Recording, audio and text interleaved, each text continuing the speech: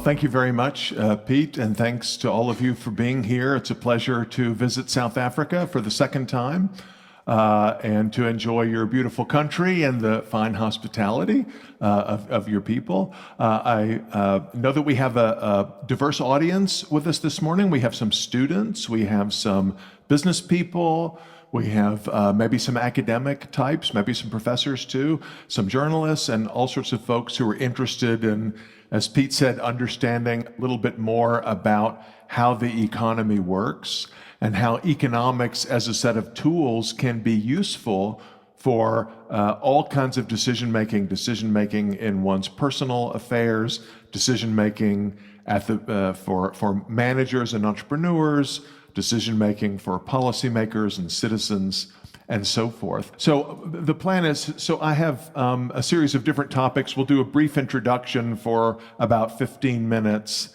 Then I want to start with my first kind of major topic, which is about consumers and the theory of demand.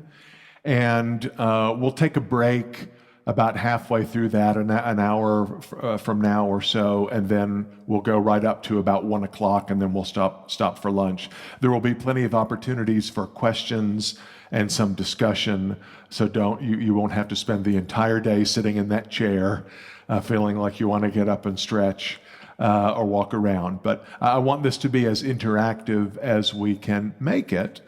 And my goal is, again, not to cram a semester's worth or a year's worth or a degree's worth of economics education into a few hours, but rather to give you a little bit of a flavor of how economists like me think about things.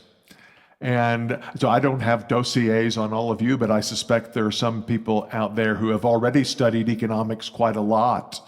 I don't know, did you allow any economics professors in the room? Because I'd like to screen those out. I don't want those to get through security. But for some of you, the level of discussion may seem, it seemed like, well, this is kind of obvious stuff. I mean, everybody knows that. This is very introductory level, and it is designed to be accessible to anyone regardless of your background. So I'm not assuming that you have studied economics before. And I hope that if you have studied economics before, you'll find this a slightly different perspective on some phenomena or ideas that you may think you already know fairly well, but in fact can be seen from multiple perspectives. So Pete mentioned in his introduction sort of a particular approach that goes under the label Austrian economics or the Austrian School of Economics. This label comes from the historic origins of this particular approach, right? So this approach to economics was first developed by some scholars at the University of Vienna in the 19th century, and it became internationally known as the Austrian approach to thinking about things because the original authors were Austrians from Austria, but of course people who adhere to this particular version of thinking about economics, have migrated all over the world, and they come from every country, and there are South African Austrians and American Austrians and all kinds of Austrians. Again, it's just a historic label, but people still use it because no one has really come up with a better label. So those of you who maybe have thought about economics before, or studied economics, or maybe avoided studying economics because you thought it was boring, or you thought it was not going to be useful, it's a bunch of abstract mathematical junk that really doesn't have any practical value. I hope to convince you that it does have practical value, that it's useful, and it can even be fun to think about and talk about. I also want to discuss some problems that are specific to practical decision-making in a variety of different contexts. How do you decide to allocate your time and energy and efforts and resources in ways that can allow you to accomplish your goals, okay? And so, of course, this is not one of these inspirational speakers. I'm not a life coach. I'm not going to say, let me give you some words of wisdom and then go buy my book. And no, it's not like that. But I do think knowing some economics can help you have a better life, because it helps you to understand the world and how the world works in a different way. And hopefully these insights will be useful to you in a sort of variety of roles. I mean, I think that Pete already mentioned something about me, and there may be some materials that you've seen on the website about myself. But I mean, I am trained in economics from that hotbed of free market thinking, the University of California, Berkeley is another story.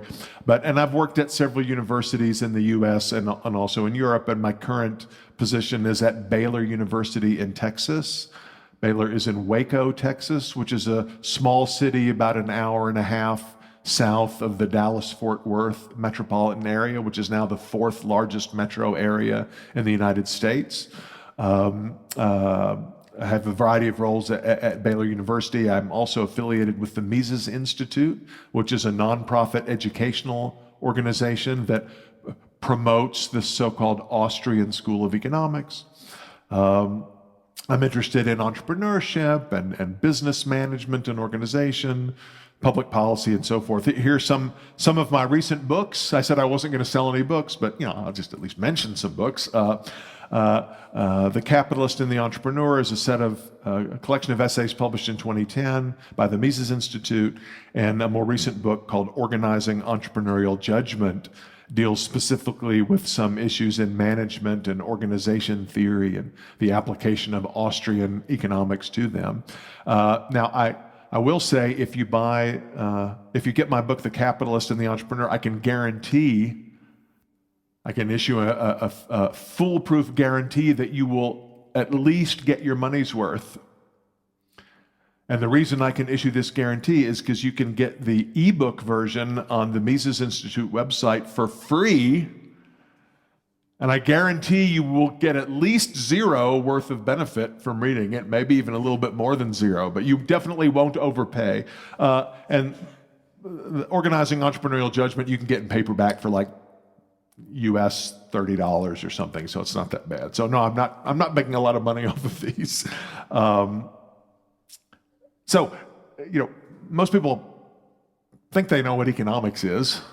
They have some ideas about economics, maybe positive, maybe not so positive. If you've ever taken a course in school or at university about economics, maybe you saw it described as something like this. It's about the theory of the production and distribution of goods. How does stuff get made and how does stuff get sent around in an economy? And I mean, it certainly is about that in some sense. You may be familiar with, I guess, the most famous book ever written in economics. It's a book by the Scottish philosopher and writer Adam Smith, right? How many people have heard of Adam Smith? Almost everybody. He wrote a very famous book, which was called, anybody remember? Yeah, The Wealth of Nations. And so many people think, economics is the study of wealth, which can mean cash or maybe stuff, food and buildings and equipment and so forth, and why some nations have more of it than other nations. Yeah, well, economics certainly does deal with material wealth. A more general definition, and one that I like to embrace, comes from a famous economist and adherent of the Austrian school named Ludwig von Mises, one of the great economists of the 20th century, who described economics as the study of purposeful human action. The study of purposeful human action. And you say, whoa, I mean, that is very general. I mean, it seems like that would cover just about anything that people do, right? People act moment by moment, day by day. People are acting all the time, and I think that we have some purpose behind our actions. So how do you make a science or a study out of that? Well, let me try to illustrate with some examples. And I want to use an example that I'm borrowing from a very interesting economist named Stephen Landsberg. This example of how seatbelts kill. How seatbelts kill. Okay, so if there are any teenagers listening to us, you need to tune out for a minute. Always wear your seatbelt. If you're my age or older, when I was a little kid, We had a car, my parents had a car that didn't even have seat belts in the back seat. There were seat belts in the front seat, and there were no seat belts in the back. So until about the 1960s, a lot of cars didn't have any kind of safety system. There was no seat belt, and of course, airbags weren't even invented until a couple of decades later. And cars didn't have a lot of the safety features that we now that we expect to have in our cars. And the reason that our cars have all this safety equipment, in part, is because of a famous activist named Ralph Nader. How many people have heard of Ralph Nader? He ran for the US president a couple of times in recent decades. Now, Ralph Nader became famous for publishing a book in 1965 called Unsafe at Any Speed, which was a critique of the US auto industry. And he said, automobiles are unsafe, they cause too many accidents, too many people are getting injured, there isn't enough safety equipment like seatbelts and other padded dashboards and glass that won't shatter and so forth. And he said the manufacturers, they know how to build all these things. They're just not putting it in the cars because they're greedy and they want to make as much money as they can, and they don't care if people get killed. So we need to have, the government needs to force the auto manufacturers to make their products more safe. And as a result of Mr. Nader testifying before Congress and his book being a bestseller and a huge sort of public outcry, the US Congress said, we mandate the various regulatory agencies to force manufacturers to make their cars more safe. So seat belts became mandatory. First we had what we call the lap belts and then the shoulder belts.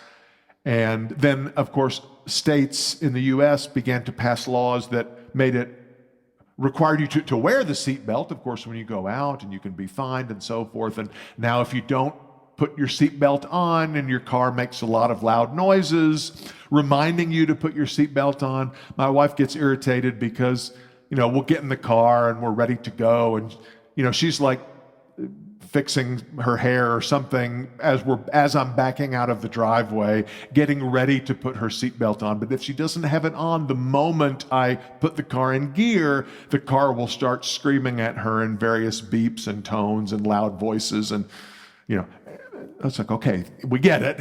It's a little bit annoying how much your car gets onto you if you don't have your seatbelt on.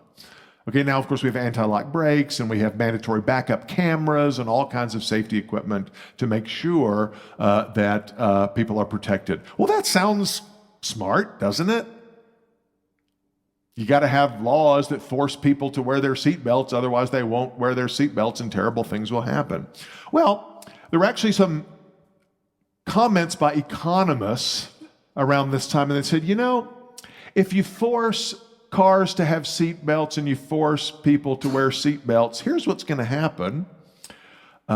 If someone gets in an accident, they're less likely to be seriously injured because they're wearing a protective safety harness. Seatbelt will protect you from hitting your head on the dashboard. And we would expect fewer injuries and even fatalities per mile driven, or however you want to measure automobile use.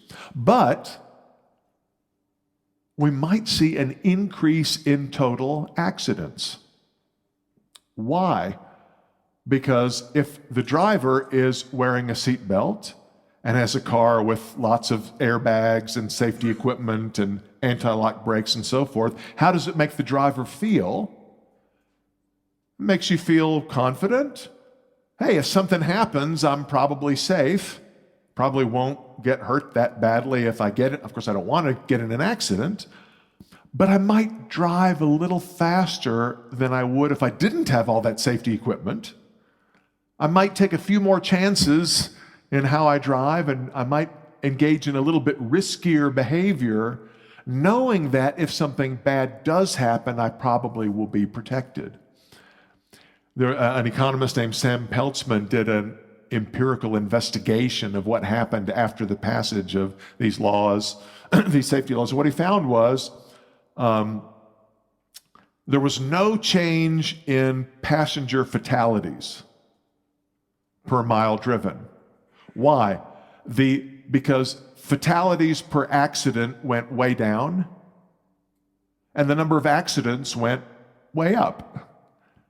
Because people felt like they were safe. If you're wearing a suit of armor, you walk around, you don't really care if you bump into something, right? If you get in a fight with somebody, because I'm wearing a suit of armor, what's going to happen to me? So people were driving faster and less carefully because they felt protected. They felt like, I want to get to my destination faster, and now I can take the risk of getting in a small accident because probably nothing will happen to me. I probably won't get hurt. So it actually didn't have a very positive effect on safety. It's okay if you get in an accident, but people were getting in more accidents. And he also found that pedestrian injuries went up. The fact that the driver is wearing a seatbelt does not protect someone walking on the sidewalk or crossing the street if they're involved in an accident. So the idea was that, look, when people are deciding how to drive, when people are deciding how to act in any circumstance, they sometimes sort of think through different ways that they could act, and they think about different possible consequences, trade-offs, what do they prioritize above something else, and they adjust their behavior in response to these kind of circumstances. There was a joke made at the time: if you really want to encourage drivers to drive safely, you should pass a law that mandates a giant spear sticking out of the steering wheel and pointed right at the driver's heart. Okay, that would make people drive really carefully. Okay, there's been a lot of discussion. I don't know if you've followed this at all, but you know what American-style football is. Not like what we call soccer and what the rest of the world calls football, right? Where Dallas Cowboys or whatever, the players have all this padding. They have these huge pads. They have big helmets, things that cover their face. And there's been a lot of controversy in recent years about injuries in American football, particularly concussions, injuries to the head. And there are new rules in the game that prevent players from doing certain kinds of tackling and so forth to try to protect against concussions. And people have observed, well, the rate of injuries from concussions and other things has gone up in American football. If you've ever seen those old photographs, some of the old timers in here have heard, Newt Rockne was a famous player at Notre Dame University in the 1940s or something. And you see pictures of these guys, their helmet is just like a little leather hat. It's like it doesn't really protect the head at all. They didn't have any padding at all. They on like what you would wear to play soccer or rugby, but with maybe a little hat or something. And they weren't getting concussions. In fact, compare American-style football to rugby. Rugby is a very violent sport, right? And of course, there are injuries in rugby, but rugby does not have a concussion problem the way American football does. Why? Well, in rugby, how do you tackle somebody and bring the person down? You wrap your arms around the waist or leg, or you drag them down. You don't tackle with your head. Okay, in American football, you tackle with your head. Why? Because you got a big old helmet on. So you think, I can just throw my body any old way and jump on top of somebody and ram him with my head and it'll be fine because I'm wearing a helmet. Of course, it's not fine. There have been semi-serious suggestions. Some people want to ban American-style football altogether. They want to outlaw the sport. But some people have suggested, why don't you take away the helmets? Give them less padding. What, are you crazy? Do you want everybody to be killed? No, it's the fact that they have so much padding that makes them behave recklessly in a way that causes spinal injuries and concussions and so forth. So the idea is that, human beings don't just mindlessly go around doing things without any consideration for possible gains and losses, sort of incentives and constraints, but rather they do act in a way that is, we might say, purposeful. I'm deliberately avoiding the word rational because that's kind of a loaded word, and I'll make a point about that later in the discussion series. But look, economics is the study of things like this. Why do people act the way they do? Well, let's look at the institutions. Let's look at the rules under which they operate. Let's look at incentives and constraints and so forth. So just to wrap up the introduction before we get to kind of the meat of our discussion, let me just preview a few basic claims that are generally, that arise from thinking about economics. What are some basic claims that economists make? Like I said, human action is purposeful. Ludwig von Mises, the economist I mentioned before, his most famous work is called Human Action. It's one of the most famous books in economics, but you think, that's a weird name for an economics book. Doesn't have the word wealth or money or profit or interest or bank in it. It's the study of human action. Mises thought economics was a very general understanding of how people behave and why people behave. There's been a lot of controversy in recent years about whether people are really rational. And being rational means acting the way that some psychological model or behavioral model of rationality implies that you should act, and many people don't do this.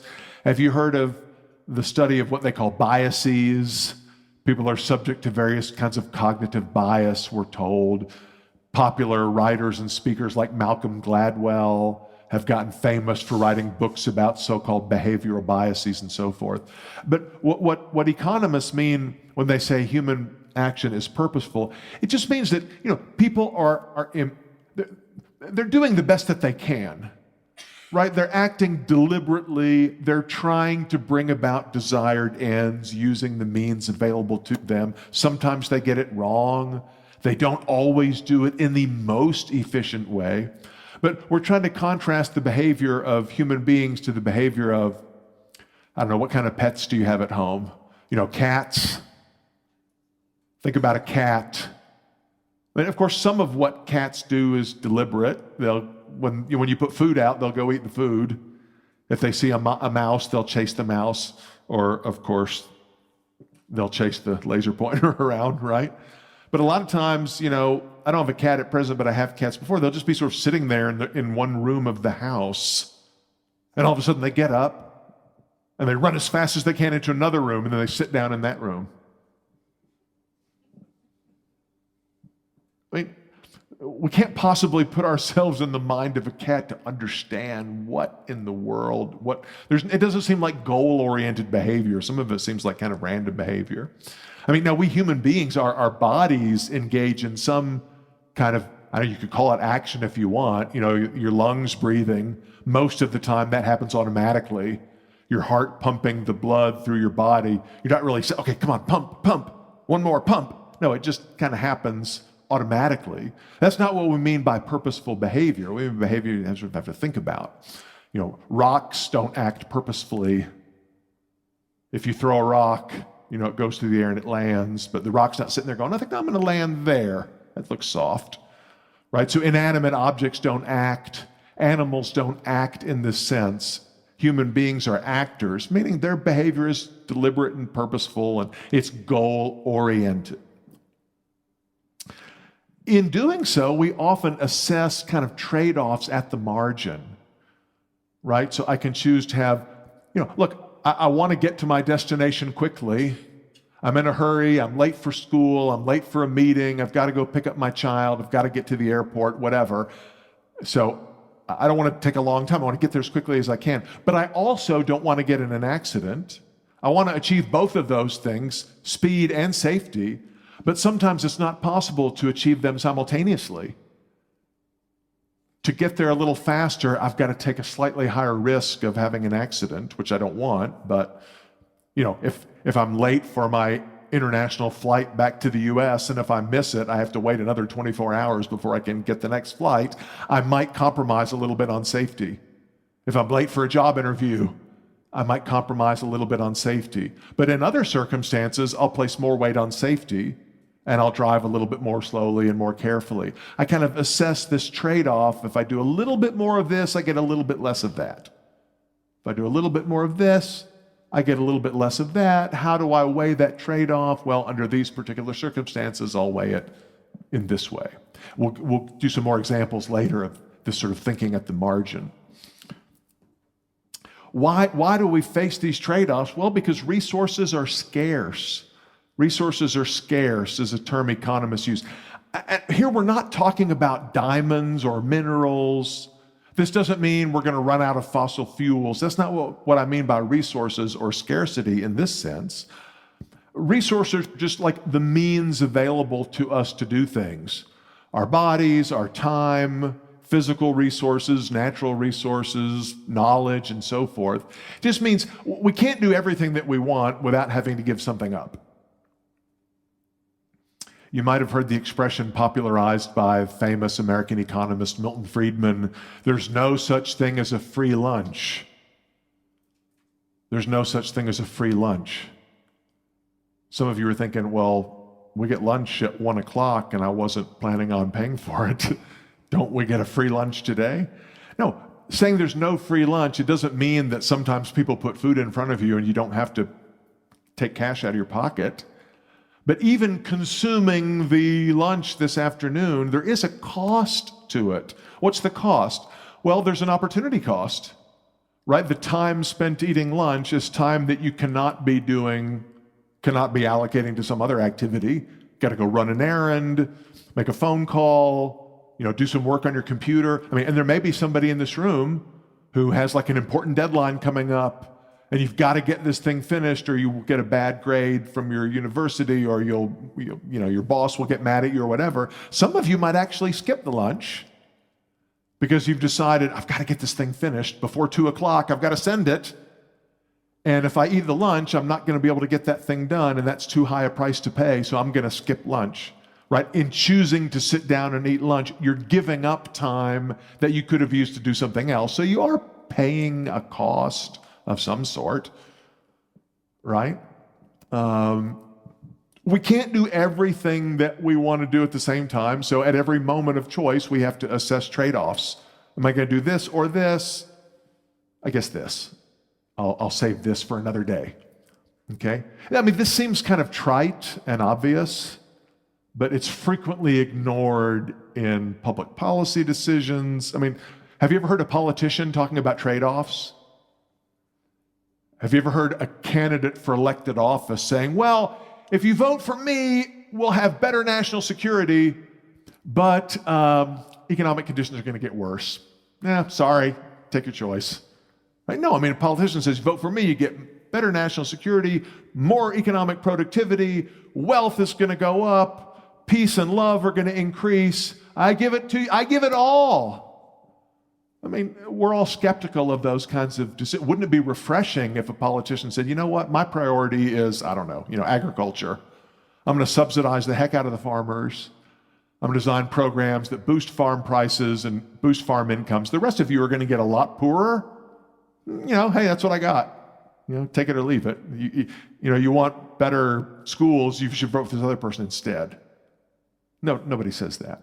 Okay, but of course we know that you can't simultaneously do all these things at the same time. Because of this scarcity, we have to make trade-offs, right? You got to choose to eat lunch or work on that important document. And the term opportunity cost refers to, the value of the thing you don't get because you did this other thing, right? The opportunity cost of eating lunch today is, the value of those other things you could have done if you skipped lunch. And if you sit down and eat lunch, it's because you regard the value of lunch to be greater than the value of not being able to run those errands or not being able to complete that document or whatever. Okay? What about going to school? What about going to college or university? In the U.S., unlike most OECD countries, in the U.S., to go to university, you pay tuition, right? In many countries, tuition is free, at least at public universities. There's some private universities that pay. But, if you can go to college for free, if there's no tuition cost, then, of course, everybody should do it, right? It's free. Why wouldn't you do it? What is the true cost of going to college? What is the cost of attending university? Well, most people think, okay, even if the tuition is free, maybe I've got to move to a different town, I've got to have a place to live, I've got to have food, I've got to buy some books, I've got to buy materials, I've got to buy a new laptop, whatever. It costs me this many thousand rand or this many $1,000 to go to college. If I decide that price is low enough, I'll do it. I'll go to college, go to university, get a degree. Is that the right way to think about the cost of spending 4 years in your late teens, early 20s at a university? What about getting an MBA? Anybody here considering getting a master's degree, or maybe anybody here have an MBA degree? Okay, were you already working when you went to get it? So what'd you give up to get that MBA? Sorry? Well, sleep is, you definitely give that up. I'm giving that up today. But what if you're a working professional and you're doing not like a part-time online MBA, but a full-time MBA degree that takes, say, 2 years? You're going to go to Harvard Business School, top-tier MBA program, and you're going to study and get your MBA for 2 years, and then you'll have this great credential and you'll get a better job and so forth. And it costs, I don't know, $100,000. Is that the cost of getting that MBA? What are you not doing while you're full-time MBA for 2 years? Working. Yeah, I mean, you had a job with a salary. You're giving that up for 2 years so you can get your MBA. Right? Young people, when you go to university, which you should, most of you, I think, you're giving up 4 years or more of income you would have earned if you'd just gone and gotten a job. Okay? Does that mean you shouldn't go to college? Of course not. And the reason that many people do go to college, the reason that one of my children has already graduated college, one's about to enter college, is because we believe that in the long term, the benefits that you get from having a college degree, a university degree, outweigh the 4 years of foregone income that you didn't make because you were in school. Why? Because, well, fresh out of high school, maybe the job, you can't get that great of a job. It's not going to pay that well. It's not going to be that rewarding, but you are giving something up. Right? There was an old debate in the U.S. We don't have compulsory military service, and I understand you don't have it now in South Africa, but maybe you will someday. And in previous generations you did. But in the U.S. we used to have a military draft, and during the Vietnam War, the military draft was around that time was eliminated, and a lot of people said, "Well, this is terrible." With a volunteer army, you've got to pay people to enlist. That's money the government has to spend. With the draft, you just force people to join the army. You don't have to pay them anything. And of course, you got to pay them a little stipend and you got to buy their uniform, but a draft army is free. Whereas a volunteer army, you got to pay wages that are enough to attract people to join the army. That's terrible. But if you think about it in terms of opportunity cost, the opportunity cost of a draft to society is that everybody is serving in the military regardless of what value they could have created in some alternative occupation. You know, the future Bill Gates or Steve Jobs or whatever is out on the battlefield rather than inventing Microsoft and creating Microsoft and Apple and so forth. Under a volunteer system, people join the army if the wage is better than their other employment opportunities. You get different groups of people in the army with a volunteer system versus a draft system. A draft system is actually much more costly to society in that the opportunity cost is much higher because the people in the army can't do the things they would have done if they weren't in the army. Okay? How about pollution? We were told last week that by Greta Thunberg, right, that we're putting too much carbon in the air. We should not be, how did she put it? We should not be swayed by fairy tale visions of economic growth, but instead we need to save the planet and reduce our carbon footprint and stop stealing people's childhoods. Right? How dare you? With your fossil fuels and all that. Okay, if we were to impose the kind of pollution restrictions that supporters of Greta Thunberg would have us impose, right? The truth is, it's really not that big of a burden for Swedes. Or for Americans, if I have to pay a carbon tax or something, okay, whatever. I live in Texas, we have really powerful air conditioning. I'm gonna keep it, right? I'm not giving up my air conditioning. My life is not gonna change that much if we implement some of the policies that these people are asking. But what about the lives of people in China, in India, in sub-Saharan Africa, parts of South America, in very poor parts of the world? Lives are being changed dramatically for the better through what? Fossil fuels. Right? What do the poorest people in the world need? They need electricity. They need industrialization. They need medicine. They need hospitals. They need nutritious food, all of which is produced by a modern industrial society using fossil fuels. Right? An all-solar world cannot produce economic development at the scale that has lifted 1 billion people out of poverty in the last few decades. So just in our lifetimes, we've seen the greatest reduction in extreme poverty ever known in human history in a very short period of time because of capitalism,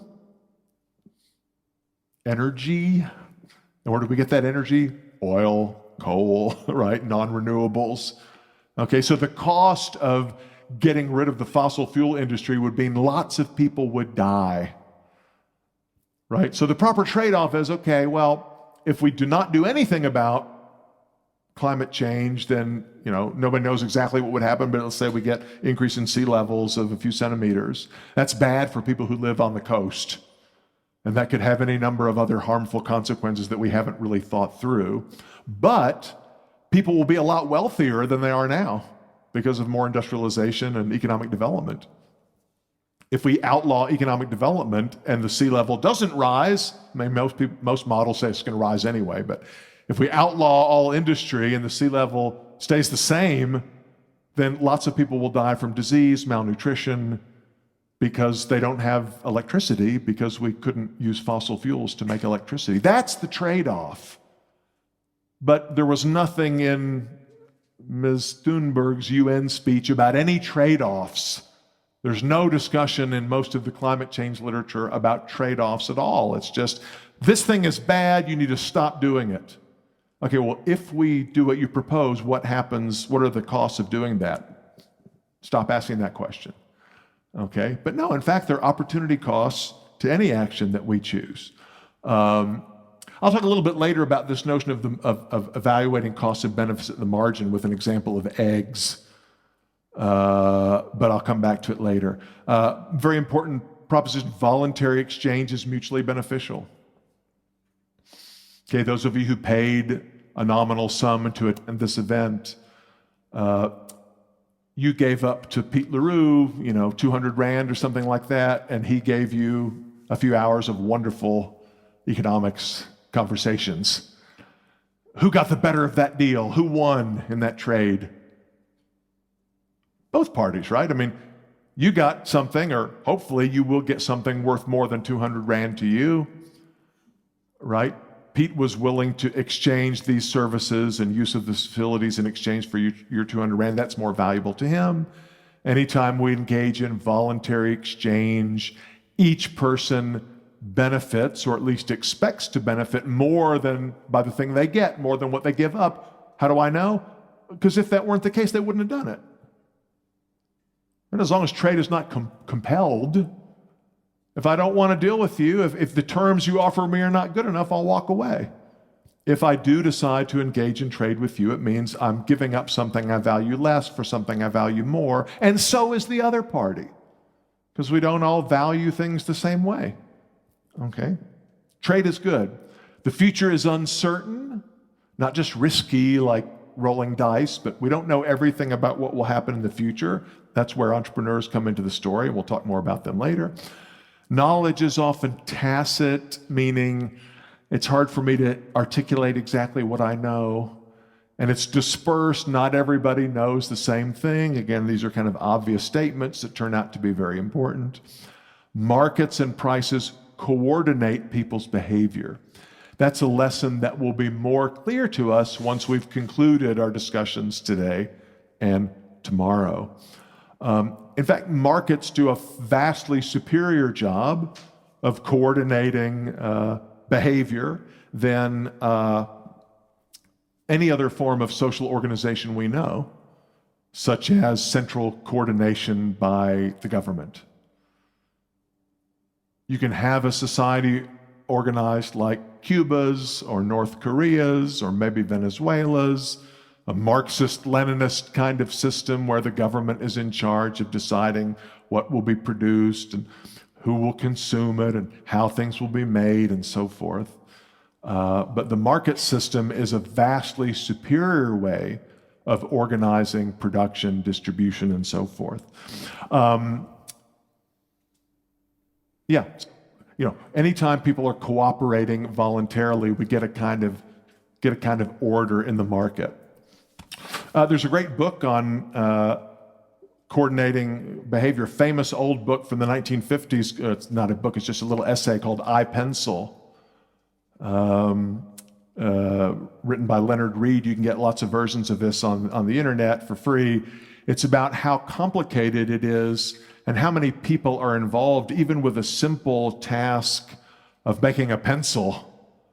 It involves the activities of lots and lots of people all around the world to sort of put this thing together. If you find iPencil is very easy to read, but if you find it too challenging, maybe your non-Afrikaans friends could read the children's version. A friend of mine, Julie Borowski, just 2 weeks ago came out with a children's version of the iPencil story called Nobody Knows How to Make a Pizza. You can buy it on Amazon and a few other places for sort of preschool kids. And finally, government intervention tends to have what you might call a cascading effect, meaning that when government intervenes to try to solve one problem, it creates another problem that then calls forth additional government action, which leads to additional consequences, and things get sort of bigger and bigger and actually get worse and worse. We'll come back to that point a little bit later. Okay, so that's just a short kind of overview of some basic economic ideas, some things that might be useful in understanding what economics is. What do we want? How do I know what I want? How do other people know what I want? What's the role of consumption and the consumer in the market? The reason I ask this is, we talked about prices before. Economics largely deals with prices. What are prices? Prices are just exchange ratios, right? We call this a clicker. I don't know what you call it here. Clicker. If I want to trade a clicker for water, probably somebody who has a clicker will not give it to me for just one water bottle. But if I offer 10 water bottles or 20 water bottles or 50 water bottles, 100 water bottles, I don't know. At some point, they'll be willing to give me the clicker in exchange for some quantity of water, right? So then if it takes me 50 water bottles that's how much it takes for somebody to give me their clicker. I'd say the price of clickers is 50 water bottles, or the price of a water bottle is 1/50th of a clicker. Right? Now, most of our trade is not direct trade of goods for goods, what they call barter. Most of it is indirect exchange using money, right? So I trade my water bottles for cash, and then I trade some amount of cash for a clicker, but it's the same principle, right? These prices are determined by supply and demand. We'll talk about supply and demand a little bit later. Prices are not the same thing as what we might call sticker prices. In other words, even a big company like Walmart, they can, have a water bottle or something. They can say, well, the price is $21.86. And we put that sticker on the bottle and we send it out to the market. If you went to the shop to buy one of these and the price were $21.86, I don't know, whatever that would be in Rand, would you buy it?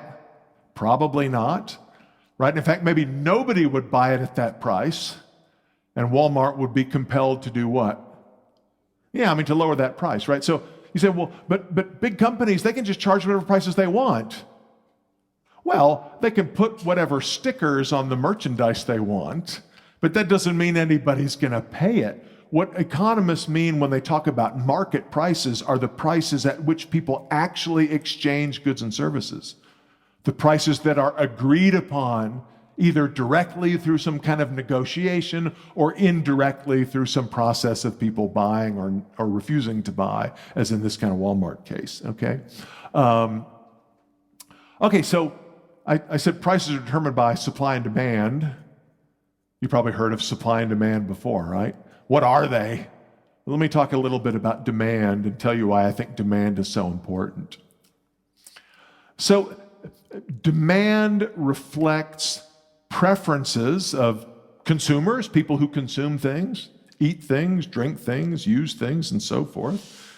Demand reflects people's preferences, how they like different things, what they like more than something else. So, I have a preference for, a certain kind of food, let's say. I like Indian food. Some people don't like Indian food. If I had to choose between Indian food and, let's say, Italian food, maybe I would prefer Indian food.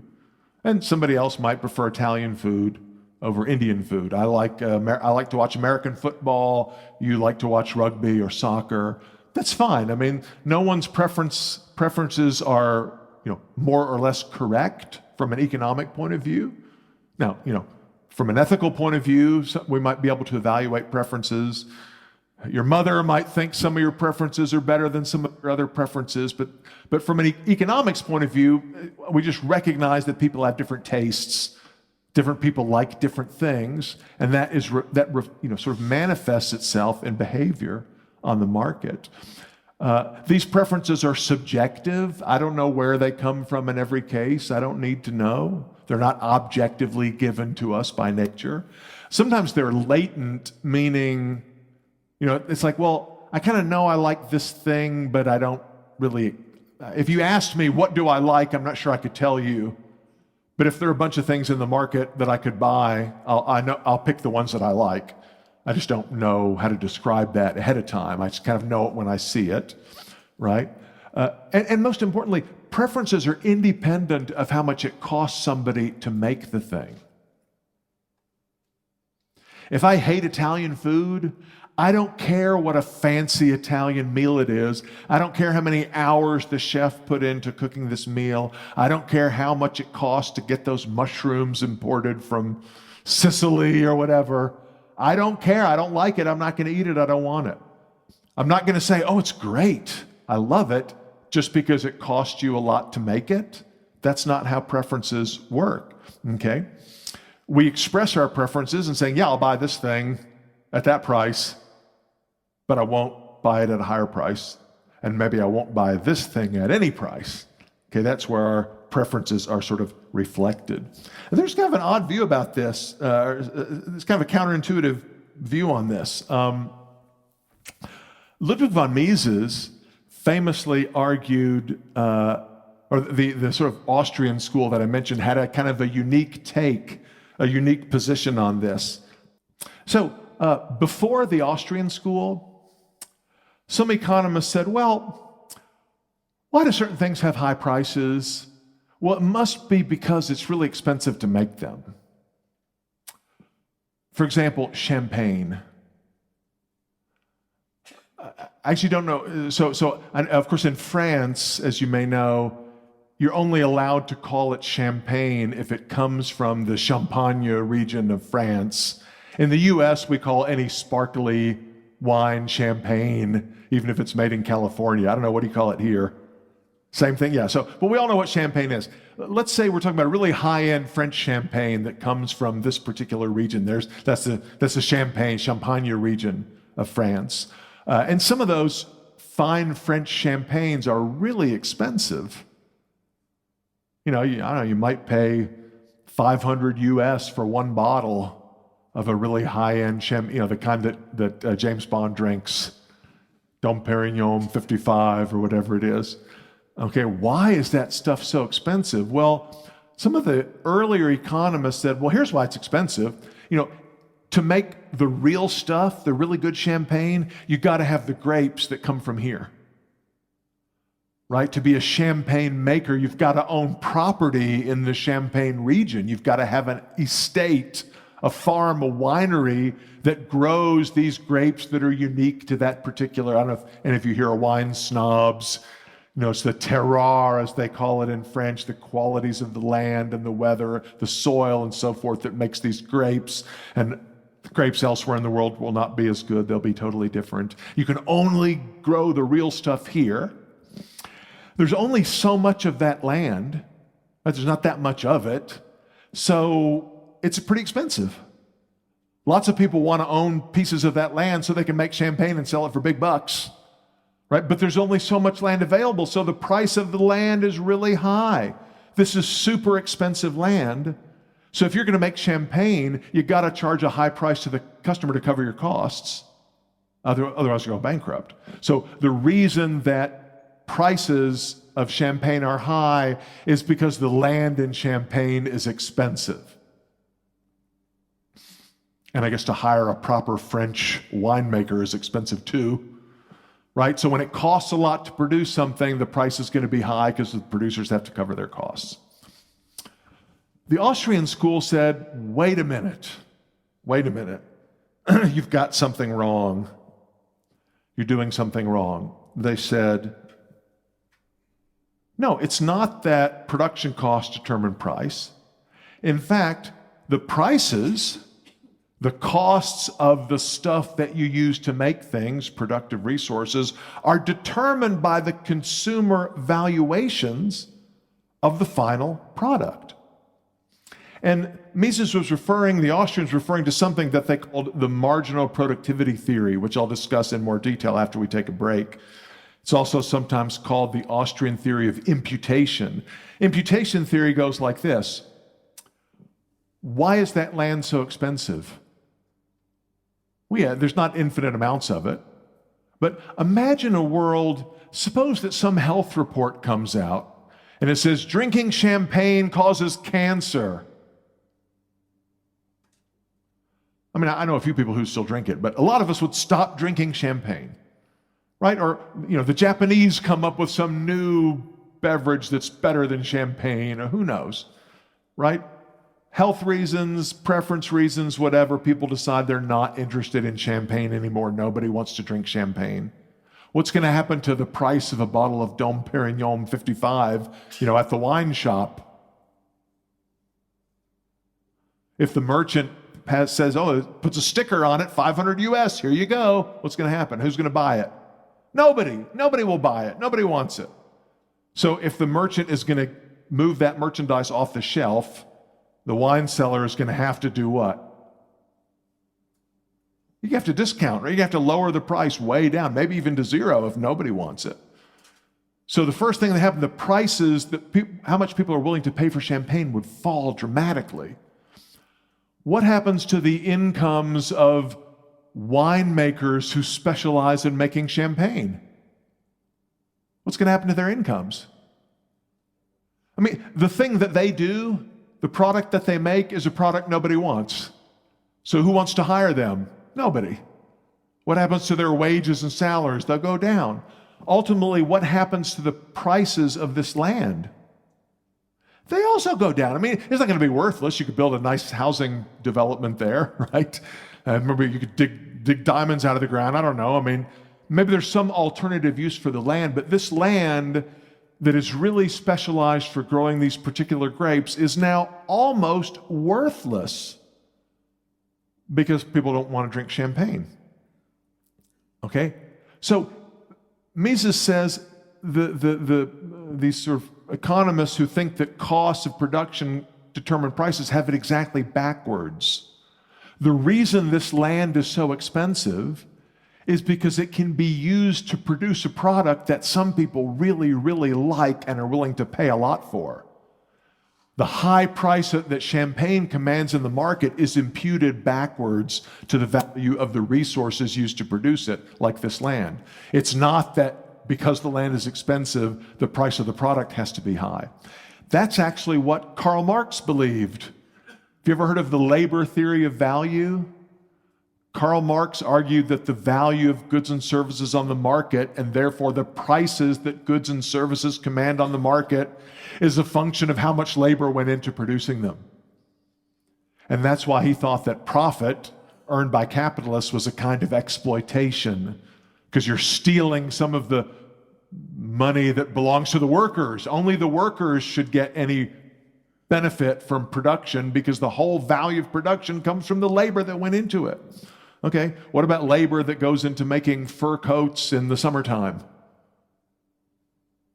That labor may be really good at producing fur coats, but no one wants to buy them in the summertime, and so therefore that labor is not worth very much. It doesn't mean that the person is a bad person. Not talking about the moral worth of the laborer, but the economic value of those labor services is low because they're used to produce something that nobody wants to buy. Okay, so that's the Misesian view, the view of Mises and the Austrians, is that consumer valuation is the ultimate determinant of how much land and labor and so forth gets paid. The opposite of the Marxist view. There's been a movement in Brazil, of all places, which has had a bunch of dramatic changes in the last few years. You know, they got rid of their Marxist administration. Now they have this other person, Bolsonaro, who's kind of the Donald Trump of South America. It's another whole story, but I have a group of friends in Brazil who've been pushing the Austrian school, and you actually saw young people on the streets with these signs, Menos Marx, mais Mises, less Marx, more Mises, right? So I'm all in favor of that particular approach. Okay, what I would like to do is I want to raise kind of a paradox, get you to think about it a little bit. I want to propose to you what many people consider a paradox. So here's the paradox. Should be appreciated by people in South Africa in particular, sometimes called the water and diamonds paradox. Okay, consider two economic goods, water and diamonds. Okay, what are they used for? Well, last time I checked, water was essential for all human life. If all the water were to dry up on this planet, we would become extinct as a species. You can't survive very long without water. Our bodies are what percent water? Some big percent, right? Water is essential for human life. And yet, what does it cost to pick up one of these at the supermarket? At the supermarket, 5 rand, 7 rand. 5 rand, 7 rand to buy one of these. That's cheap. But look what's in it. Water. The stuff that gives our planet life. Okay. What about these? Any of you ladies out there have on, I don't see anything exactly like this, but you might have some small ones, or gentlemen. Look, I mean, these are pretty, but come on. I mean, nobody needs diamonds to live, right? Diamonds are a luxury. I say it's just a decoration. It looks nice. You wear it because it's pretty.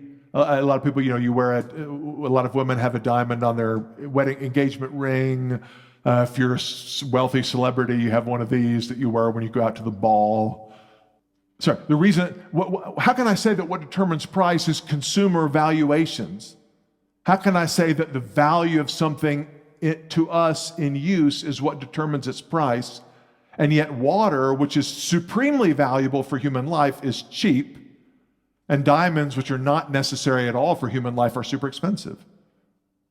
Doesn't that contradict the idea that consumer preference, consumer value, and demand is the determinant of price? What do you think? I want you to just sit there and think about it by yourself. Think about why the price of water is low and the price of diamonds is high. What explains that? What's causing that? What's driving that? Take a few minutes to try to think it through by yourself.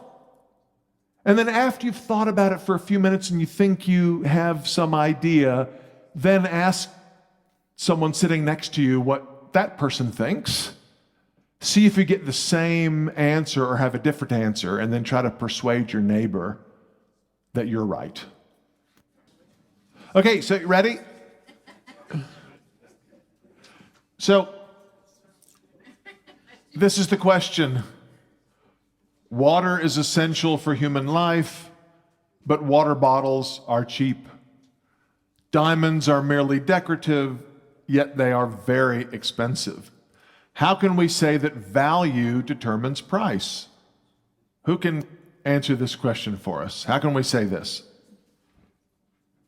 You pointing to this gentleman right here? No, let's take volunteers. Before we cold call, let's see, I see a hand in the back with a suggestion. Say it loud. Scarcity? Okay, that's a good word. I like that word. Could you elaborate a little bit more? How does scarcity play into this story? Okay, so did everyone hear? Can you hear? So it's true, there's a lot more water than diamonds. It's easy to get water, but wait a minute. I mean, there's only, how many oceans are there? 7? There's only 7 oceans. There's more than 7 diamonds. That doesn't sound like, I mean, sounds like there's a lot of diamonds and, you know, and we only have one, in fact, we only have one ecosystem. We only have one Earth. So it sounds like that's super scarce. But if you listen to certain persons on the international stage, it sounds like we might be running out of water at any minute. So, I mean, yeah. It will get scarce. Okay, what water could get scarce? I mean, look, yeah, this right now, it doesn't look very scarce, does it? Right? I mean, there's a lot of it, and I wouldn't want to be trapped in the middle of it without a boat or some kind of flotation device. So, okay, that's true. There is a lot of water. How does the fact that there's a lot of water out there play into the price? Let me go here and then here.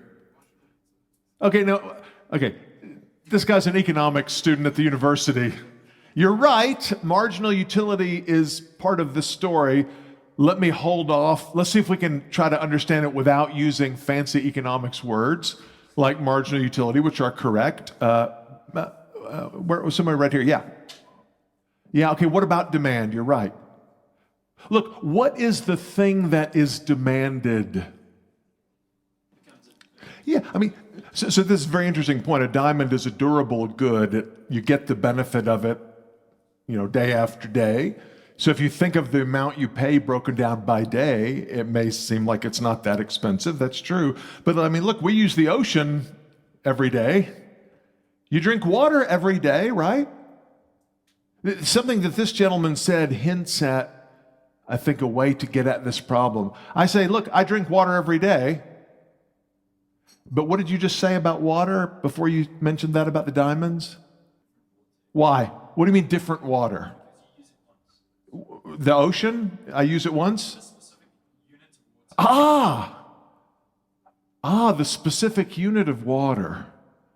Remember, what is the thing that you buy at the supermarket? You don't buy the ocean. You don't buy the environment. You don't buy the fact that, did somebody know the number? What % of the human body is water? Whatever that big. No, that's the thing that you buy is this. Or maybe a bigger unit or an industrial size unit, right? Or maybe you buy a specific amount of water delivered under specific conditions at a specific time. I mean, I kind of tricked you by design, by showing you these pictures, right? This is water in a kind of a general abstract sense of water as an element.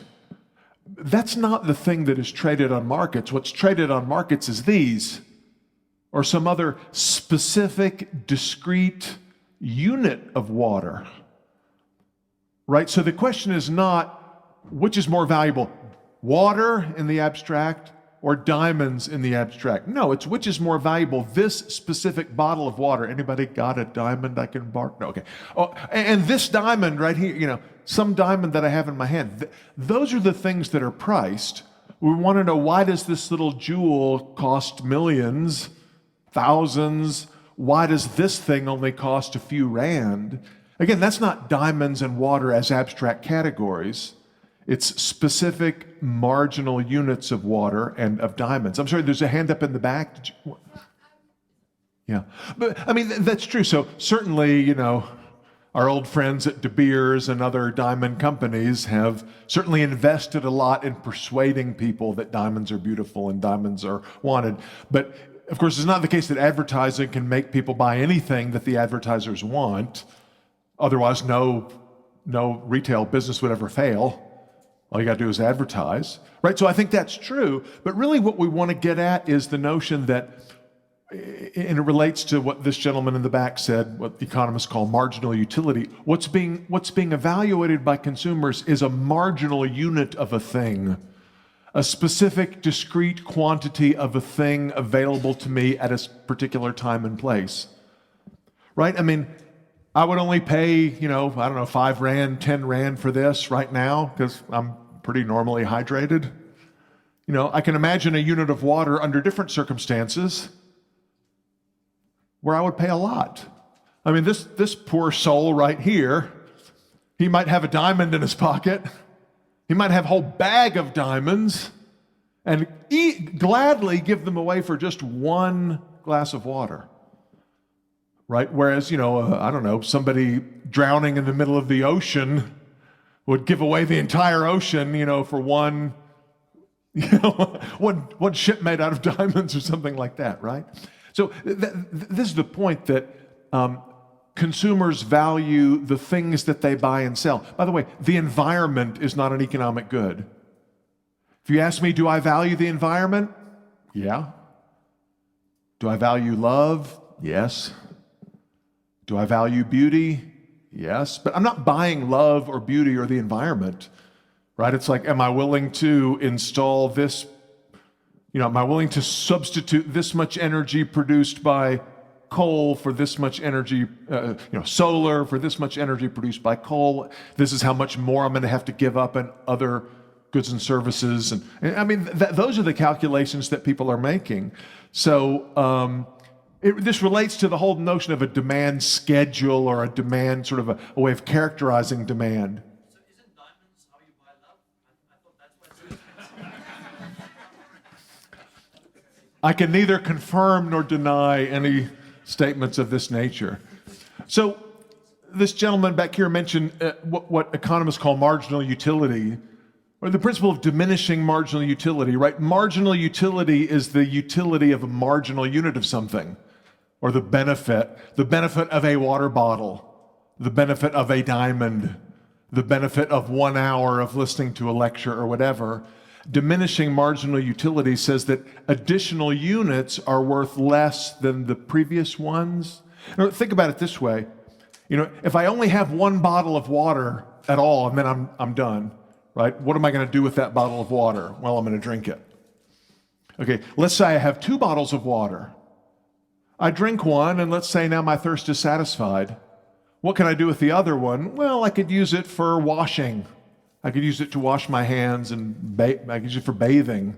Okay, if I only had one water bottle available to me, I'd go without a bath. But if I have 2, I'll drink the first one, and I'll bathe with the second one. What about the third one? Use it for cooking, to boil vegetables. What about the fourth one? I'd give it to my dog to drink. What about the fifth one? I'd fill my water pistol and play water pistol games.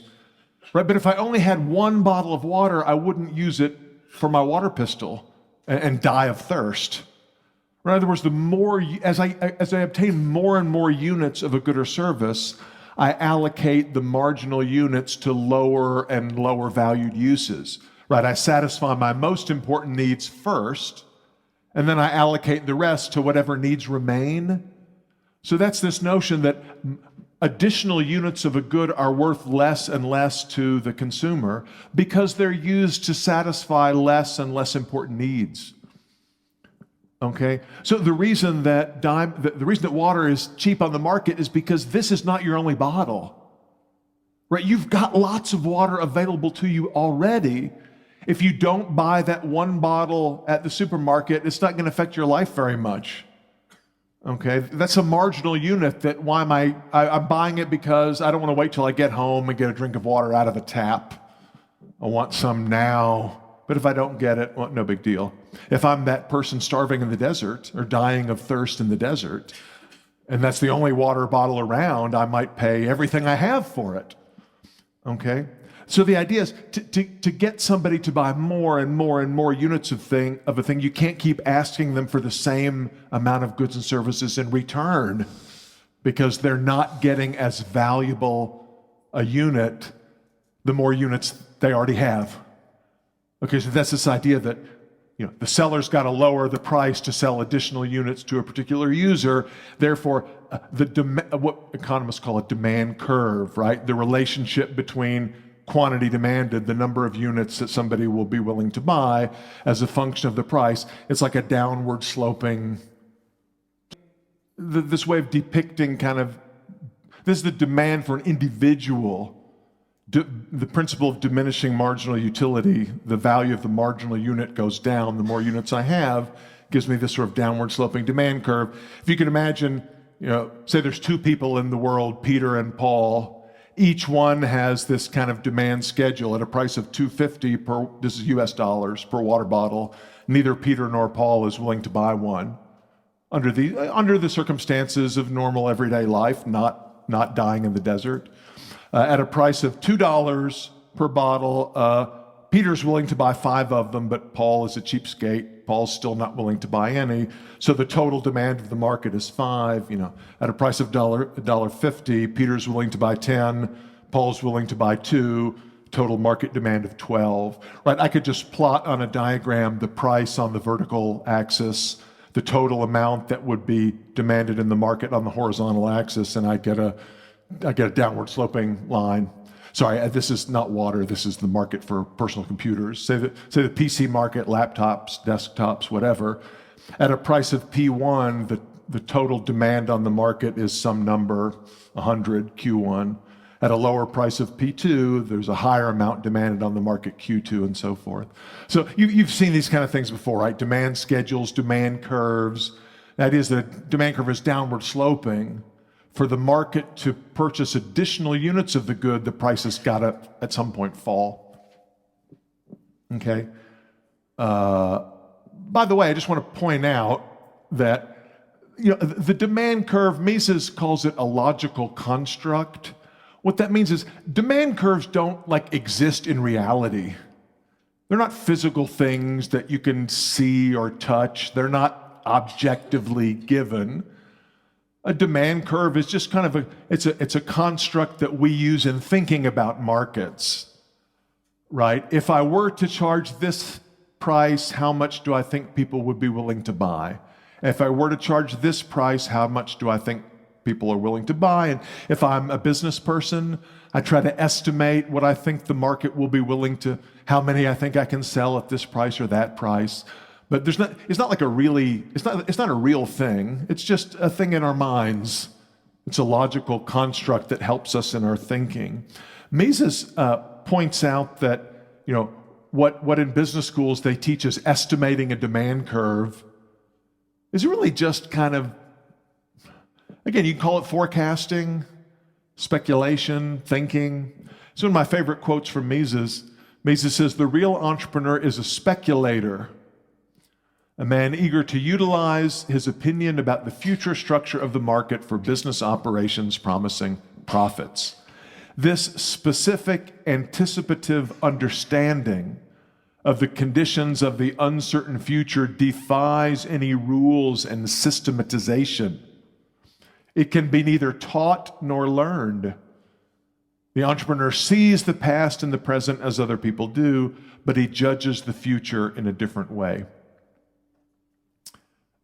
In other words, the water entrepreneur who sets up a business collecting water out of the ground or the ocean or from a wholesaler, purifying it, putting it in bottles, putting a label on the bottle, shipping it to a retail outlet, waiting for people to buy, never knows for sure how many people how much of that stuff is going to sell, right?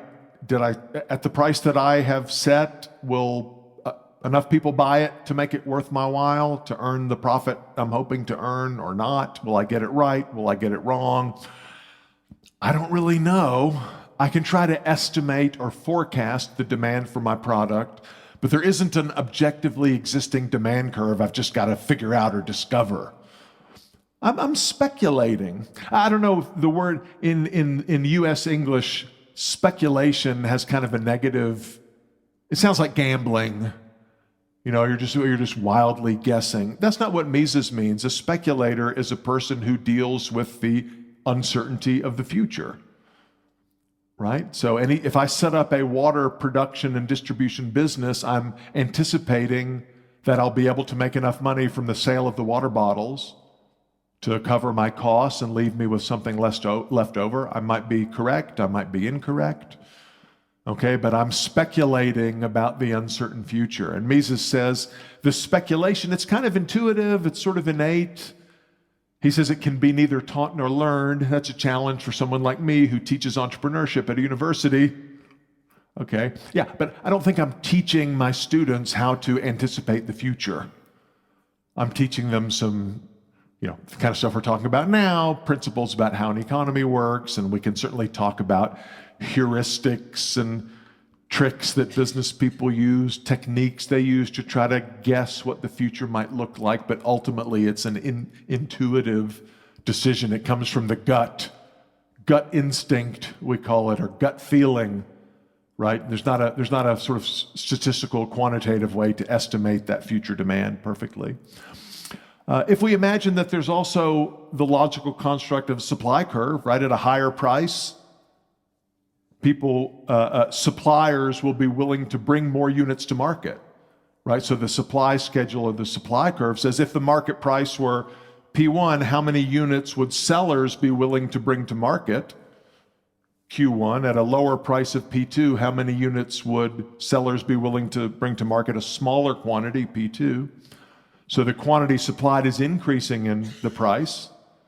The quantity demanded, we saw, is decreasing in the price. That's how you get these, famous supply and demand curves that you've seen in textbooks and you've seen it in other diagrams. How many people have seen supply and demand curves before? The students all have. The adults are thinking, well, it sounds vaguely familiar, something I might have seen back in school. But the idea is we're trying to explain, what price is at what price can you clear the market, right? Call this the competitive or market clearing price, equilibrium price, right? At a price greater than this PC, lots of units are being brought to market by people who want to sell them, but at that price, there are not enough people willing to buy them, right? At a price below this equilibrium or market clearing price, lots of people want the thing, but only a few units are brought to market. There's not enough of them, right? So you can get a surplus or a shortage of the good or service at any price other than this price that sort of clears the market. I mean, this is the kind of commonly used sort of analytical tool for explaining what makes prices go up and down in a market. For example, suppose there's a sudden increase in demand for, in this case, personal computers. A new video game comes out, I don't know, some new software is designed, and more people people who don't already have a laptop want a new laptop, or people who have an old laptop want a new laptop. So there's an increase in the demand for personal computers, meaning at any given price, the amount that the market wants to buy is greater than it was before, so you get this rightward shift of the demand curve, which would put upward pressure on the price. So the price in the market would rise to something like P2. The amount sold in the market would rise to something like Q2. So the idea is, we can sort of think about the determination of prices according to the forces of supply and demand. I've got a little analysis about government price controls. I'll skip that for now because I want to talk more about the supply side. How does the entrepreneur find the price that will clear the market? What sticker do I put on the things? I know if I put a sticker price that's too high, I'm going to have a bunch of unsold inventory. I'm going to have to lower the price if I want people to buy them. if I set a price that's too low, a sticker price that's too low, I sell out on the first day.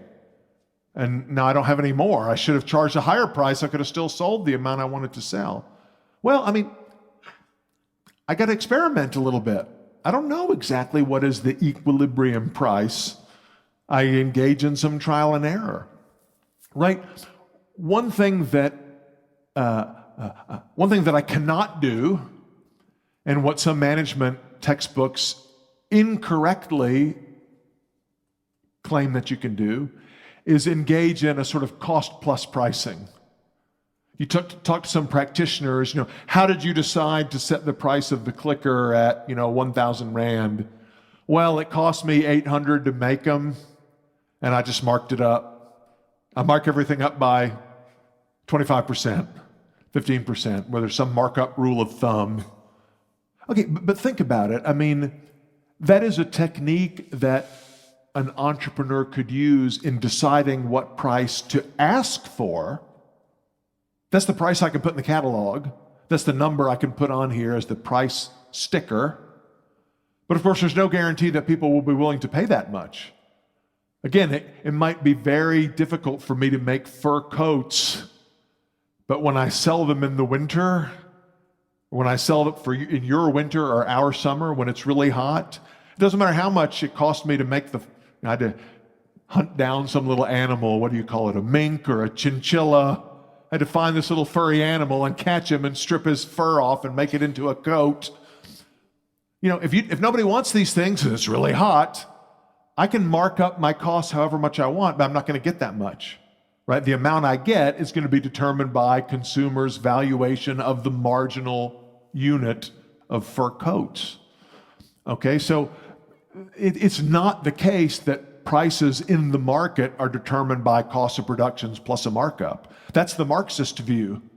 That's the old cost of production labor theory of value view, which is incorrect, right? It's the value of the coat to the consumer that gives these little chinchillas economic value.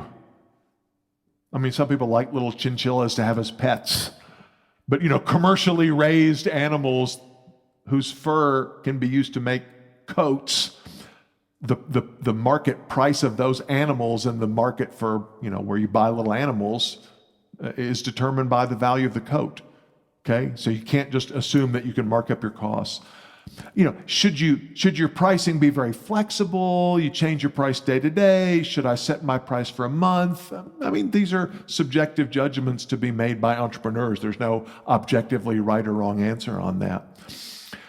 Some entrepreneurs engage in what is called price discrimination. This is not the word discrimination that you're thinking of, like a bad thing if you judge people by their superficial characteristics. No, this just means that some merchants, some sellers will charge different prices to different types of customers, right? To try to make sure that you can, if you can sort of segment your market into different price ranges, maybe it's better for business. Even this event that we're holding this morning, if I recall correctly, there were different prices. Students paid a low price. Chief executives of large companies, those of you in the room, you probably paid more because the hosts realized that, if we charge 10,000 Rand for students, no students are going to come, right? Because students are cheap and poor. I mean, not all of you, but students are very price sensitive. They don't do anything if it costs a lot of money. So we want to have some of them so we'll make it cheap for them. But we don't want to just offer a low price to everybody because we've got some executives and professionals and folks who would be willing to come even if they had to pay 500 or 1,000 or whatever. So we set different prices for different categories of people. Some entrepreneurs may find that more trouble than it's worth.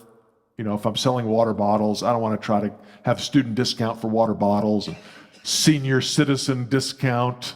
I mean, it's just not worth it. But for some other kinds of transactions, it may be. These are all things that the entrepreneur has to sort of figure out or discover. So let me say a little bit more about these entrepreneurs. Who are these entrepreneurs that I'm talking about? What do they do? What function do they perform? So let's take a walk on the supply side, which is kind of like a walk on the wild side, but even better, and talk a little bit about production and cost and exactly what it is that entrepreneurs do. And I'm planning to wrap up, Pete, at about a little before 1, 12, quarter to 1, 10 to 1, something like that. Okay. So we talked about the consumer and the demand side. Let's talk about the producer and the production or supply side. What is production? This is a definition that comes from the Austrian economist Murray Rothbard that I like. Production is the use by man and woman, of available elements of his environment as indirect means, as cooperating factors to arrive eventually at a consumer's good that he can use directly to achieve his end. Okay, so if you're these guys right here, it's not Robinson Crusoe, I don't know who these guys are, but you're stuck on a desert island. You got a lot of salt water around you, probably not much drinkable water, not many diamonds. Here's some coconuts. Okay, I mean, let's say that these are coconuts you can eat, and maybe you don't even have to go up there and grab them, they just fall down. You're sitting there, every once in a while, a coconut falls to the ground in front of you, you just pick it up and eat it. Right, I can satisfy my hunger I don't need any tools or equipment. There it is in front of me. It just literally falls from the skies and I consume it. I don't need to engage in any production. What about fish? Maybe there's some fish out here that I want to eat, but the fish don't just jump up into my lap. And also I probably want to cook them, but unless they're like sushi grade tuna or something. But let's say I can eat fish, but to make an edible fish, it takes some effort. So first I've got to build a net, or I've got to have a spear or a fishing pole, and I've got to invest in some effort in trying to retrieve the fish. And then once I get the fish, I've got to cut it and I've got to grill it.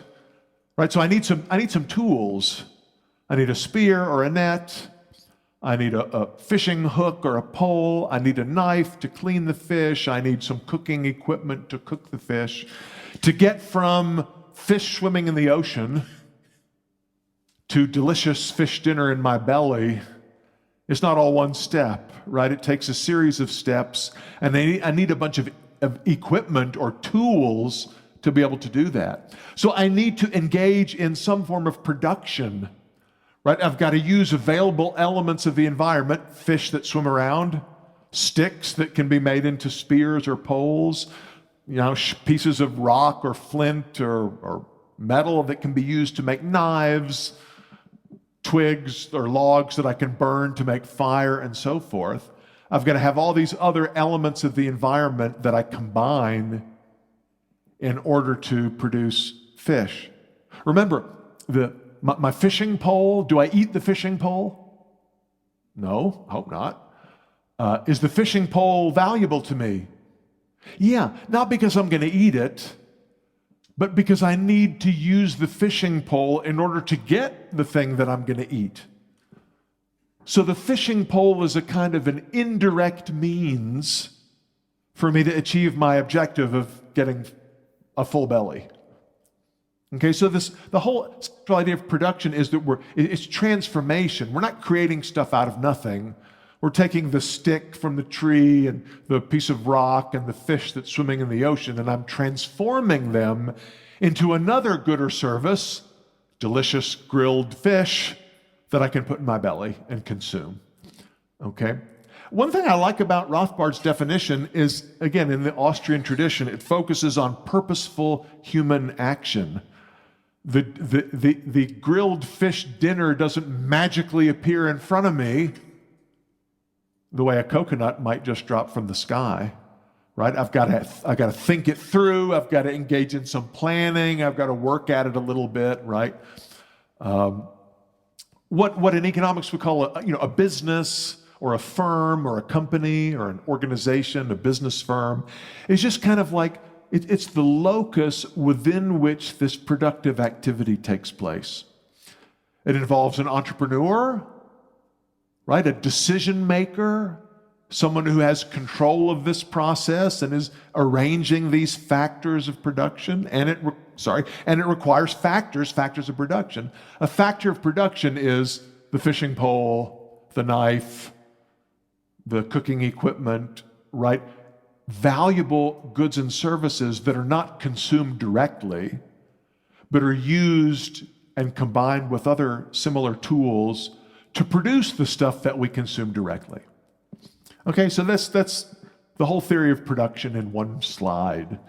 Okay, notice this. This joke is a little bit too obscure, but this guy's saying, "Well, the problem is we need to stimulate demand." This guy's joking. He's Keynesian, right? So Keynesians that's a particular school of economics named after its founder, John Maynard Keynes, that argued that production is really unimportant. All you need is, you're supposed to stimulate demand by the printing press. So when the economy's in a slump, Keynes famously argued, the government needs to spend our way out of the slump. The government needs to stimulate consumer demand by printing money. I mean, you saw how well that worked in your neighbor to the north. You just print more and more money until one bill is $1 million, whatever. And anyway, so the problem that these guys face is not insufficient aggregate demand. The problem is they don't have any stuff to eat, okay? And they don't have much stuff to make tools. They need to produce. As we said a little while ago, consumer demand is what gives value to goods and services. But me as a consumer just closing my eyes and imagining myself driving a Lamborghini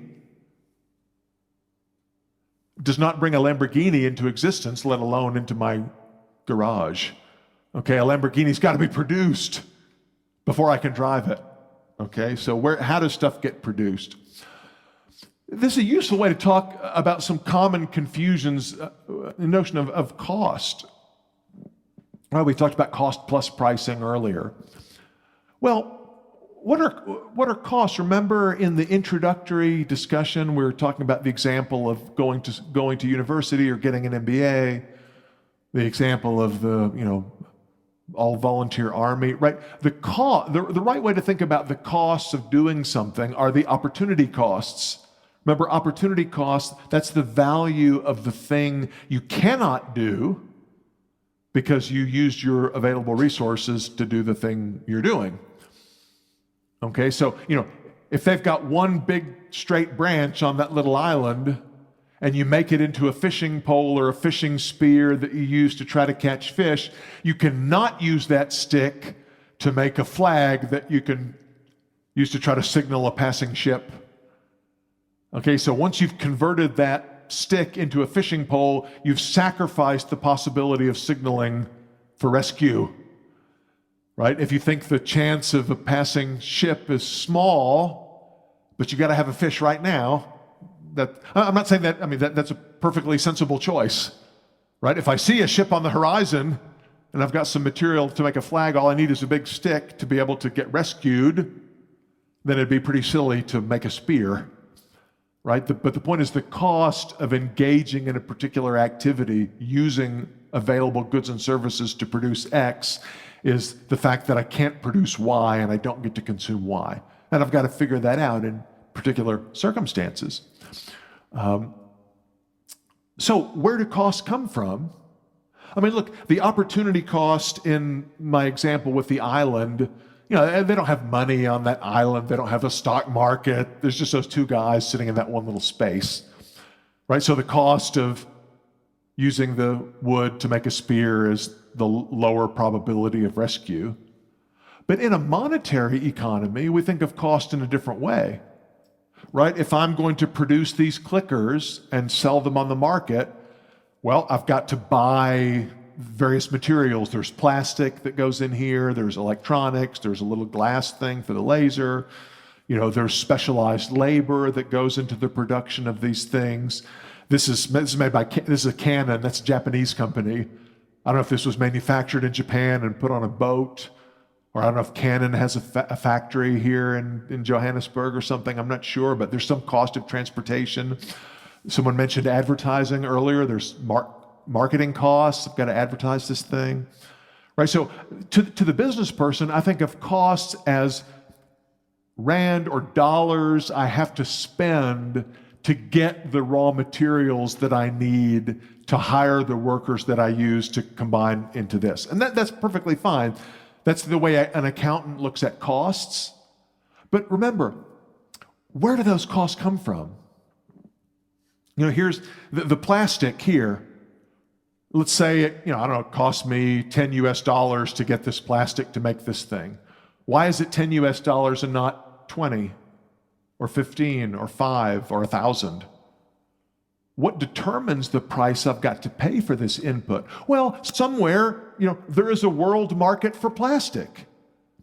There are people who demand the use of plastic, other entrepreneurs like me who are making things out of plastic. Lego wants plastic, and all kinds of industrial users want plastic, and some consumers want plastic, right? There are quantities of plastic that are available for use in the plastic market, right? Or, whatever, think of petroleum and other ingredients that go into plastic. There's a market for plastic, and that price in that market is determined by supply and demand, right? If all of a sudden there's a glut of plastic on the market, my costs in terms of the plastic I have to buy to make this thing are going to go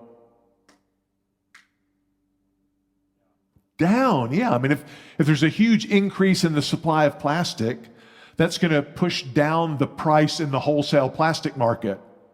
And that's going to lower my cost of getting the plastic to make these things.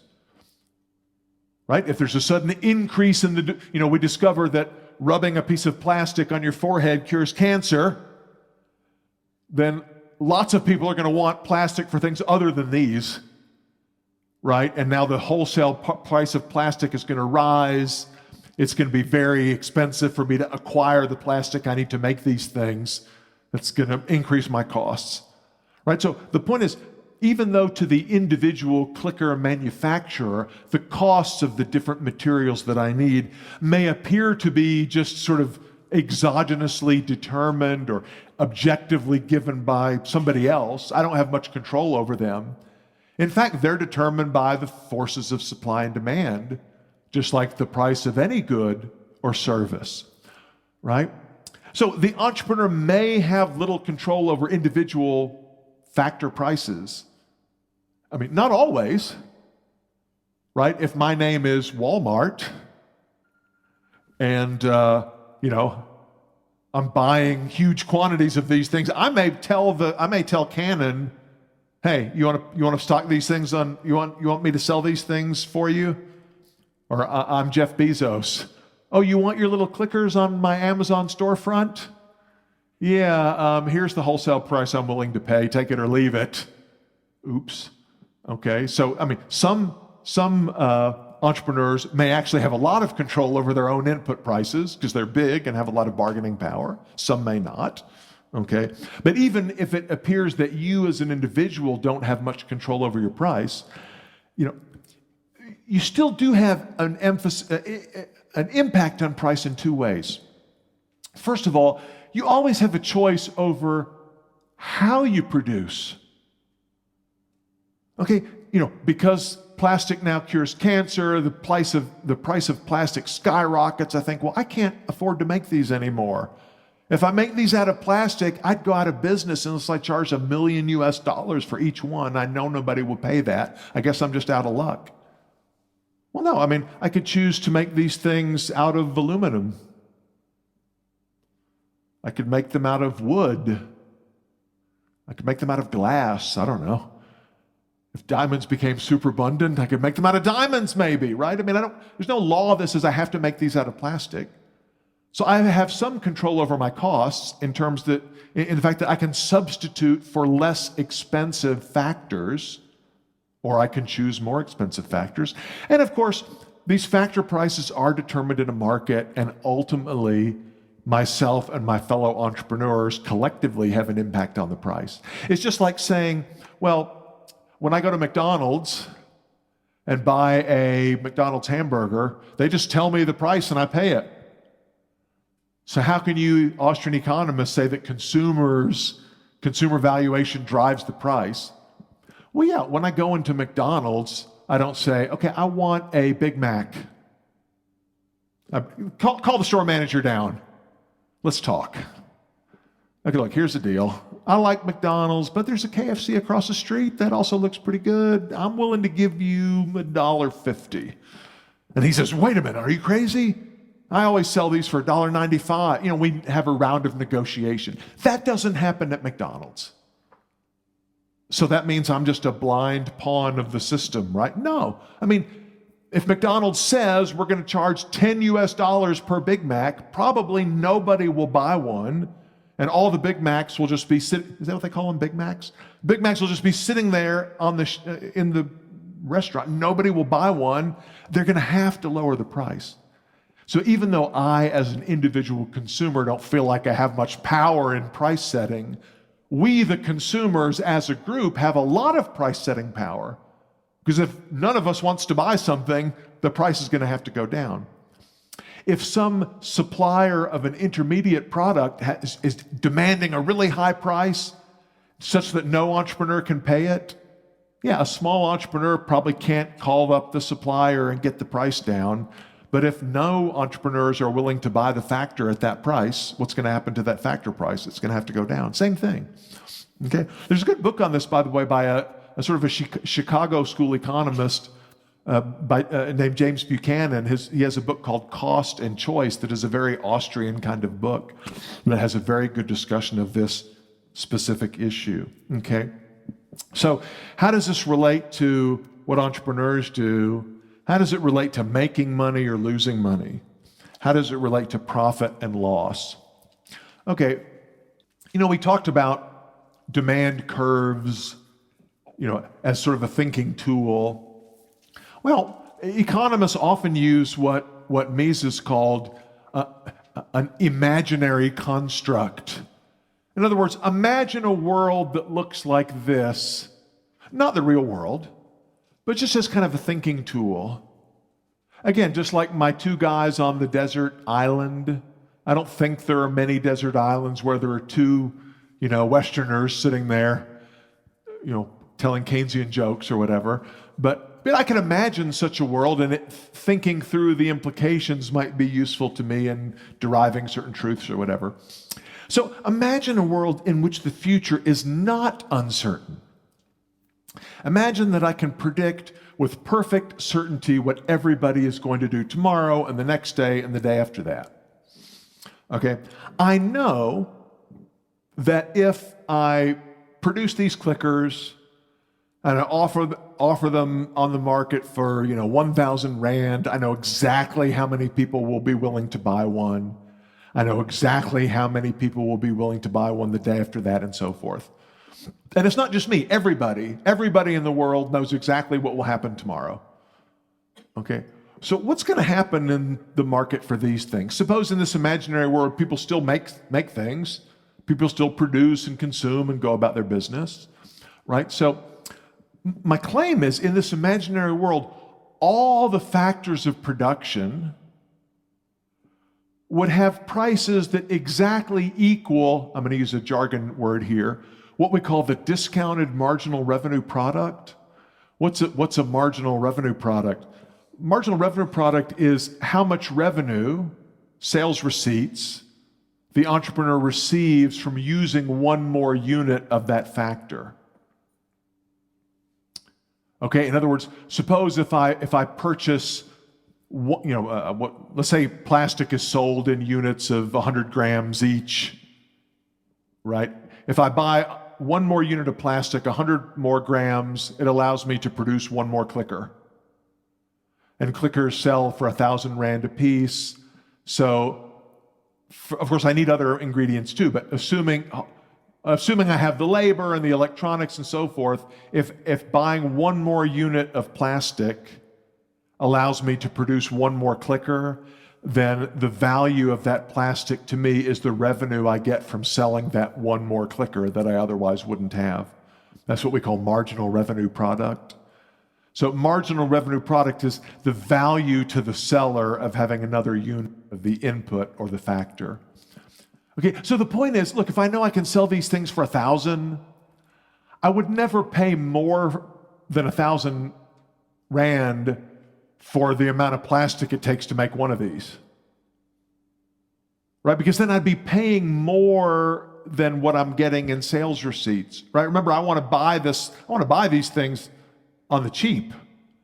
I want to pay as little as possible for factors and then charge the highest possible output price. That's what I want to do, right? I want to buy plastic for just, 10 Rand and use it to make something I can sell for 500 Rand. That's what I want to do. But of course, there are other entrepreneurs who want to do the same thing, right? And if we all know what the eventual selling price of these things will be, it's not going to be possible for me to make one and pay less than this eventual selling price, right? Because if I were, then somebody else could come along and offer to pay a little bit more for those factors and get a thing that has a little bit less left, profit, but still enough to cover their costs. And eventually everybody will be paying the same amount for those inputs. You can't get something for nothing. Right? So if everybody knows that the future value of this thing is 1,000 Rand, it shouldn't be possible to obtain the inputs and produce one for less than 1,000 Rand in costs. Right? If you could produce a thing that you can sell for 1,000 and only costs you 900 to get the stuff, well, then other entrepreneurs are going to come in and bid that stuff away by paying a little bit more until they can do it, and then somebody else will come along and bid it away from them. And eventually the prices of those inputs will be bid up to where there's nothing left over, right? So all the factors of production, the owners of plastic and skilled labor and so forth will be paid just enough to cover their alternative uses. Capitalists, people who lend money will get some interest return maybe, but there won't be any money left over for the entrepreneur. The point is, in this world where everybody has perfect foresight, there are no windfall gains and losses because everybody knows what's going to happen. Everyone knows what consumers will be willing to pay. In the actual world, not an imaginary world with uncertainty, but our real day-to-day world, we don't know exactly what consumers will be willing to pay for stuff in the future. Right? So in the real world, entrepreneurs earn profits or losses depending on their skill at anticipating what future conditions will be. Okay? Suppose there's never been a clicker before. I invented the clicker, let's say. And I believe that once people see a clicker and what it can do, I can use it to run my PowerPoint presentation and I can entertain my cat, right? I can blind people in the audience who are not paying attention. I can do all kinds of great things with this, but nobody else knows that because nobody's ever seen one before, right? I anticipate that I can sell these for 2,000 Rand a piece. And therefore, so I go out and I buy plastic, I buy the electronics, I buy the laser, I hire skilled workers, I obtain all of the inputs necessary to make these things in anticipation of that 2,000 Rand per unit return. And of course, nobody knows exactly what my plans are. Let's say that, plastic is not very valuable on the factor market. There's lots of labor around. I can hire on the cheap, right? So I obtain all these factors, and when I add up my total expenses, it's only, 1,200 Rand. I'm going to have 800 left over. I'm rich. Then I sell a whole bunch of these. I'm a millionaire, right? I produce them. I go out and get the plastic. I hire the workers. I buy the electronics, spending 1,200 Rand per unit. I'm so proud of myself. I put them out on Amazon, or I put them out on the store shelves proudly with my 2,000 Rand price. Guess what? What if nobody wants one? What if nobody is willing to buy these things? So then I end up marking it down a little bit, and still they're not selling, so I discount a little bit more. And eventually I'm able to sell these things, but only for 1,000 Rand each. How have I done? How many accountants do we have out here? How am I doing financially? Not so good. I'm earning a 200 Rand loss on each one that cost me 1,200 to make. I sell it for 1,000. I'm earning a 1,200 Rand loss. What does that mean? When I earn that loss, it means I actually overpaid for the inputs relative to what they would ultimately be revealed to be worth in terms of how much I can sell the thing that I use them to make. So I misjudged the future and I lost money, right? If in fact I could sell them for 2,000, earning a profit of 800 on each unit, I'm in great shape. And the reason I was able to do that is because nobody else knew that you could sell these things for 200. My potential competitors didn't try to jump into the market and compete those profits away from me because they didn't have the same expectations about the future. So in the real world, entrepreneurs earn profits and losses based on their ability, their talent, their skill, sometimes some good fortune, at their ability to anticipate future market conditions. That is, and I've articulated this in my own writings, right? The sort of unique role of the entrepreneur in a market system. It's arranging factors of production under uncertainty in the pursuit of earning profits and avoiding losses. This is a little bit different from how the function of the entrepreneur has been described in other writings. My description comes from Mises and also from famous American economist Frank Knight, who developed an understanding of uncertainty that I think is very useful. But there are other great economists like Joseph Schumpeter who describe entrepreneurship as sort of innovation or innovativeness, introducing something new. Another great Austrian economist, Israel Kirzner, articulated a view of entrepreneurship in which the entrepreneur is tasked with sort of discovering some aspect of discovering gaps or being alert to gaps in the market caused by lack of perfect foresight. But what I call the sort of this kind of Misesian-based view of the entrepreneurs arranging the factors of production implies that entrepreneurs have to own stuff. I've got to take ownership of raw materials and machines and equipment, and of course I've got to hire labor, and I have to exercise some judgment about future market conditions. So what is judgment? Judgment is my sort of judging the future means anticipating future market conditions in a way that is not purely formal and mathematical and statistical or quantitative. It's not the same thing as what a computer can do, nor is it pure blind instinct or luck. It's something in the middle. It's reasoned and purposeful, but it's imperfect and can't really be formally quantified, put into a set of equations or something like that, okay? Here's what profit isn't. Profit is not the same thing as interest.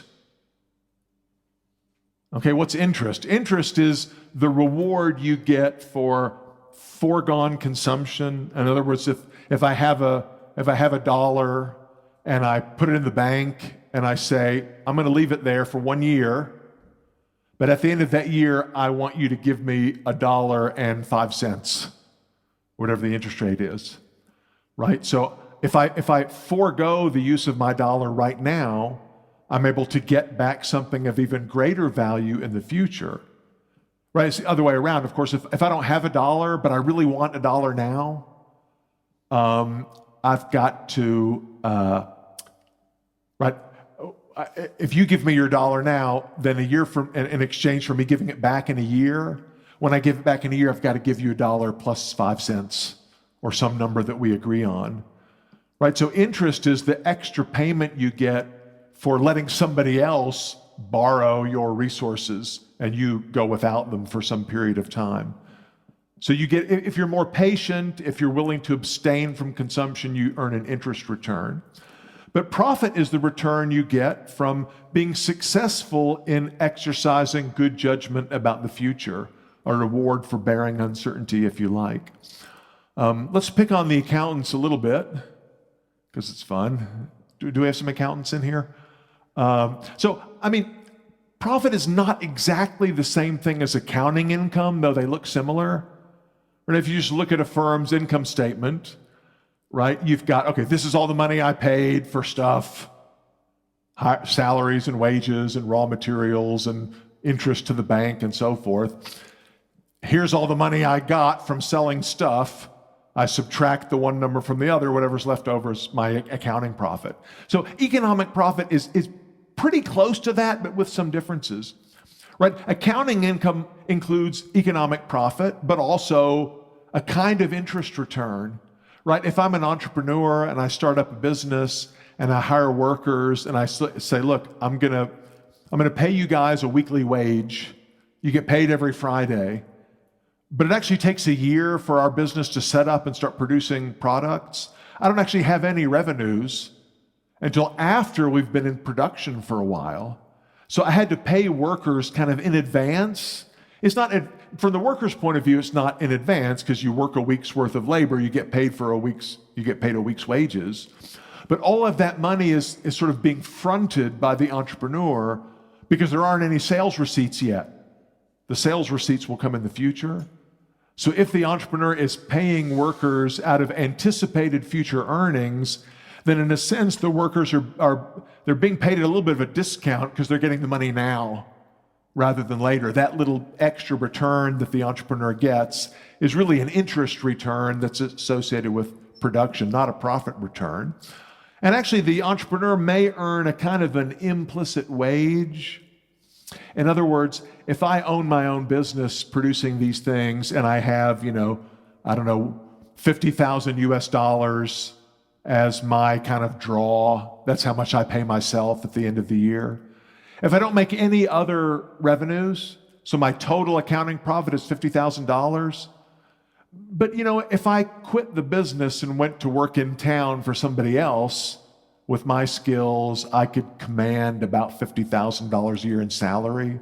I'm really not any better off as an entrepreneur than I would be working in some other line of work. Right? In fact, you say, well, I got to pay myself at least $50,000 to make me stick with this business instead of going to do something else. So really, I really don't have anything left over. If I pay all of my factors, including my own kind of opportunity cost, I don't have anything left over, right? So that's what we call sort of an implicit wage, the amount that the business owner gets to keep him from quitting and going to do something else, right? You got to factor that into your economic costs as well. The point is that, economic profit is sort of it's a concept, it's a thinking tool. It's not exactly the same as a line item on the income statement. It's certainly not an automatic return to capital, as some Marxists think. Marxists think, okay, well, if you're rich, if you got a bunch of capital, money, equipment, material, land, you just automatically get money because you put your money in the bank, and you just automatically get this income that's profit. I don't know if you use this term here, but in the U.S., in the Internal Revenue Service and so forth, they call that unearned income. I don't like the term unearned income. It implies that if you're rich, you just kick back, your money just makes more money for you. And profits are just, well, if you're Amazon, if you're Google, you just make profit because you're so big. You get this automatic return. Now, of course, it doesn't work that way. That's why big companies go bankrupt all the time. And sometimes they go to the government and ask for a bailout, right? And as we said before, profit is not just a markup over costs, okay? Peter, just interesting on that previous slide of yours, you made a distinction between the wages that employees get paid now and the entrepreneurial profit that's received at the end of a sort of production process. Now, production processes can take many years to finish, right?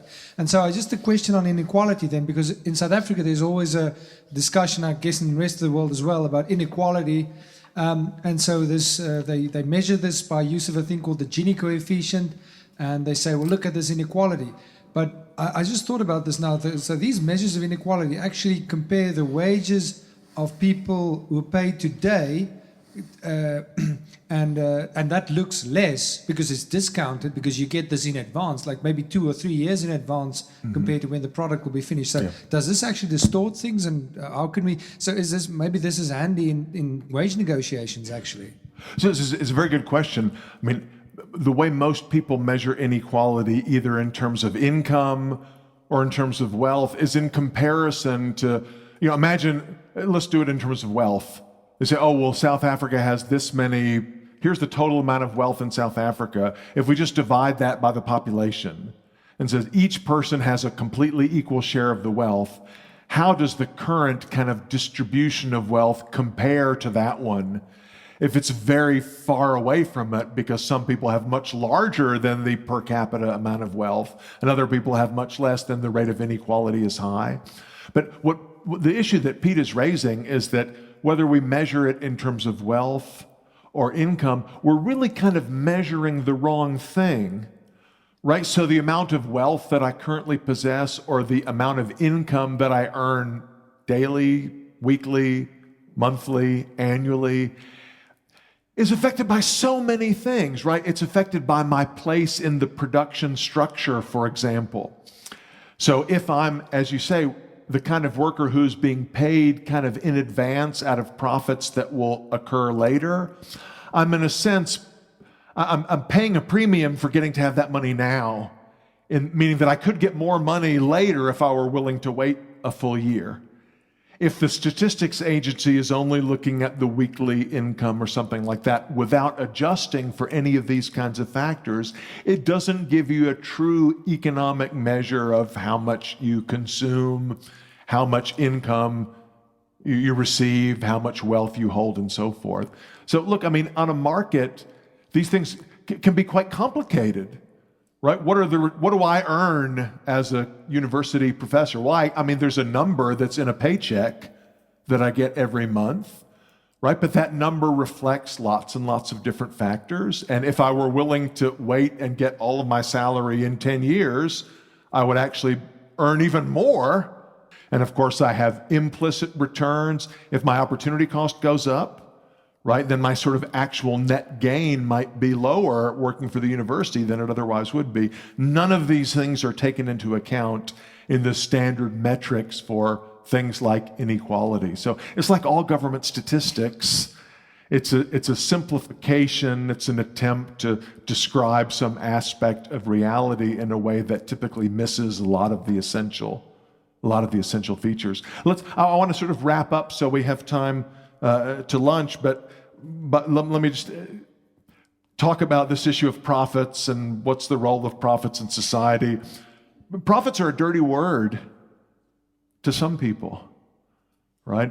In some parts of the media, government, and so forth. The Nation is sort of a left-wing magazine in the U.S., and lately they've been very strongly promoting the presidential candidacy of Elizabeth Warren, the senator from Massachusetts, who wants to break up all of the tech companies. And so in fact, they've got an advertisement for Elizabeth Warren's campaign on this article. There are too few companies, their profits are too high. Everybody thinks profits are too high, right? So what would happen if the government says, you know what, earning a little bit of profit is okay.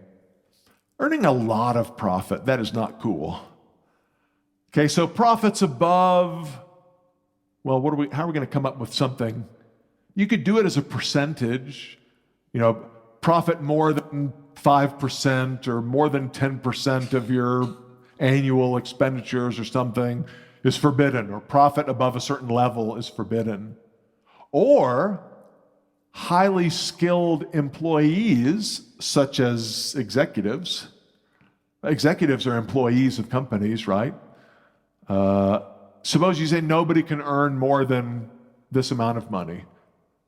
It's obscene for anyone to make more money than X. Politicians say that all the time. I assume they say that in South Africa just as they say that in the United States. Whether you think that's, whatever is your ethical view, what do you think would happen? Suppose the government says all profits above some certain level will be taxed at 100%. What effect does that have? Okay, well, some corporate shareholders are going to make less money than they would. Boo-hoo. That's too bad for those rich jerks. The view that profits above a certain level are bad, no company should be profitable beyond a certain level. I mean, what does that view assume about where profits come from? Why are some companies very profitable? According to the critics, according to Elizabeth Warren, Bernie Sanders, various South African politicians, right? What is the cause of companies earning high profits? Okay, yeah, greed, selfishness, monopoly in the sense of you have a large share of the market, you have sort of control of the market, right? I mean, it's sort of bad things that cause profitability to be high.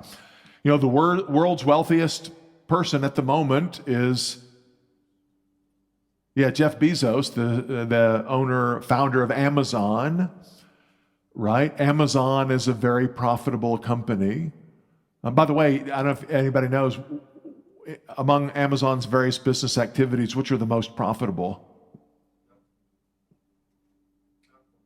Yeah, right. It's not selling clothes to you and me. It's what they call Amazon Web Services. It's their cloud computing services that they offer to other businesses. Why are users willing to pay a lot for Amazon's services, like their web services? They're great. Yeah, I mean, they work really well. Somebody's used Amazon Web Services, right? I mean, consumers love Amazon because the prices are low. And you can get all. I mean, I don't think you have it here, but in the U.S. now we have for a lot of things 1-day delivery. You order it on your phone, and the next day it's sent to your house.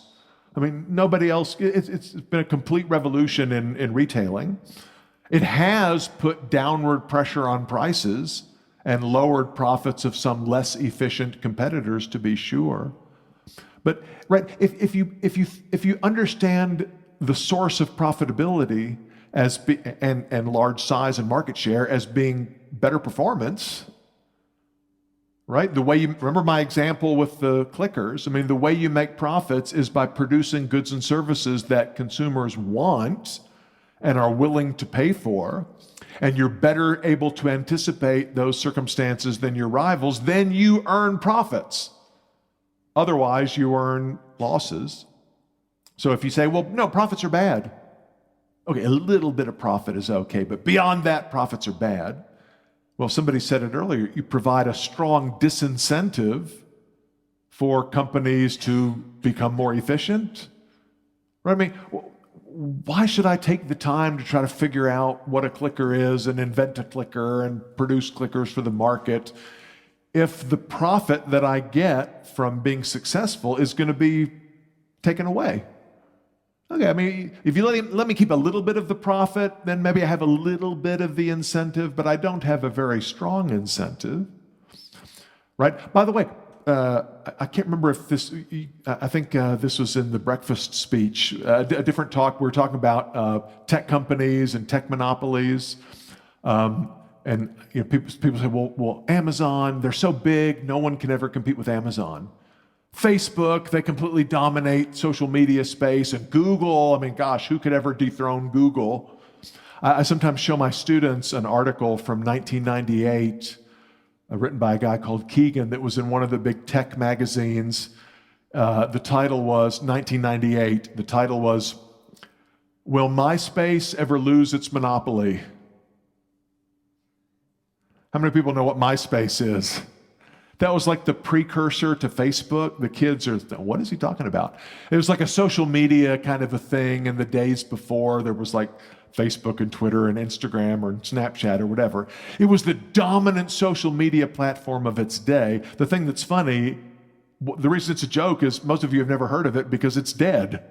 I mean, it went out of business because it wasn't very good, right? The reason that lots of people got on Facebook is because it works pretty well. The reason people like Instagram or whatever is because they're good, right? The reason Google is profitable is because Google searches are much better and Google Maps is much better and Gmail and a lot of the services offered by Google are better to the consumer. I don't mean objectively better, but consumers like them better than those of other companies. But wait a minute, aren't they just forcing people to use their services by killing the competition? What do you mean by killing the competition? You mean like literally showing up with guns and shooting the other? No, I mean, anybody is free to compete with Google in any of its product spaces, and lots of companies do compete with Google, but customers tend to like Google because its search engine is better and its mail service works better and so forth. Wait a minute, but I don't like the fact that they're spying on me. Yeah, I don't like that either. It's kind of creepy what Google knows about me from my search history and so forth. But guess what? There are lots of ways I can prevent Google from knowing that stuff. I could use DuckDuckGo. You ever heard of DuckDuckGo? That's a search engine that doesn't track people. There's lots of alternatives to Amazon and Google and Facebook and Twitter and so forth that people could use, but don't because they're not as good. That's how these tech companies got to be large, and that's how they got to be profitable. They outcompeted their rivals on the market. If you say, if your profits get too high, we're going to tax them away. If your market share gets to be too large, we're going to break you up. We're going to force you to split into different companies. We're going to make you divest your acquisitions. Well, then why bother to become efficient? Why try to satisfy the consumer? Because the benefits you get will just be taken away. Why try to be successful as an entrepreneur, as an executive, as a skilled laborer, as a football player, as any musician, if salaries and wages above a certain amount are going to be taxed away? Okay? So my point is that profits, wages, etc., they're not just arbitrary numbers that are set by mean people or rich people. I mean, they're the result of a complex set of interactions among consumers and factor owners and entrepreneurs, all competing against each other.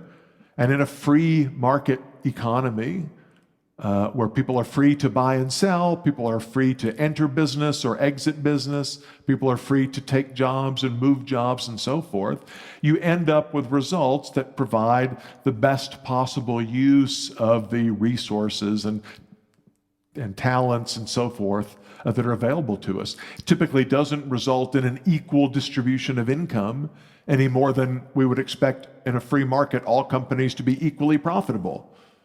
No, different individuals, different firms, different entrepreneurs, they play different roles, they have different places in a market system. Of course, you have lots of bad regulations, which we'll talk about tomorrow, that harm many people and companies, especially those that are not politically favored or politically connected. But these kinds of restrictions cannot make a society as a whole better off.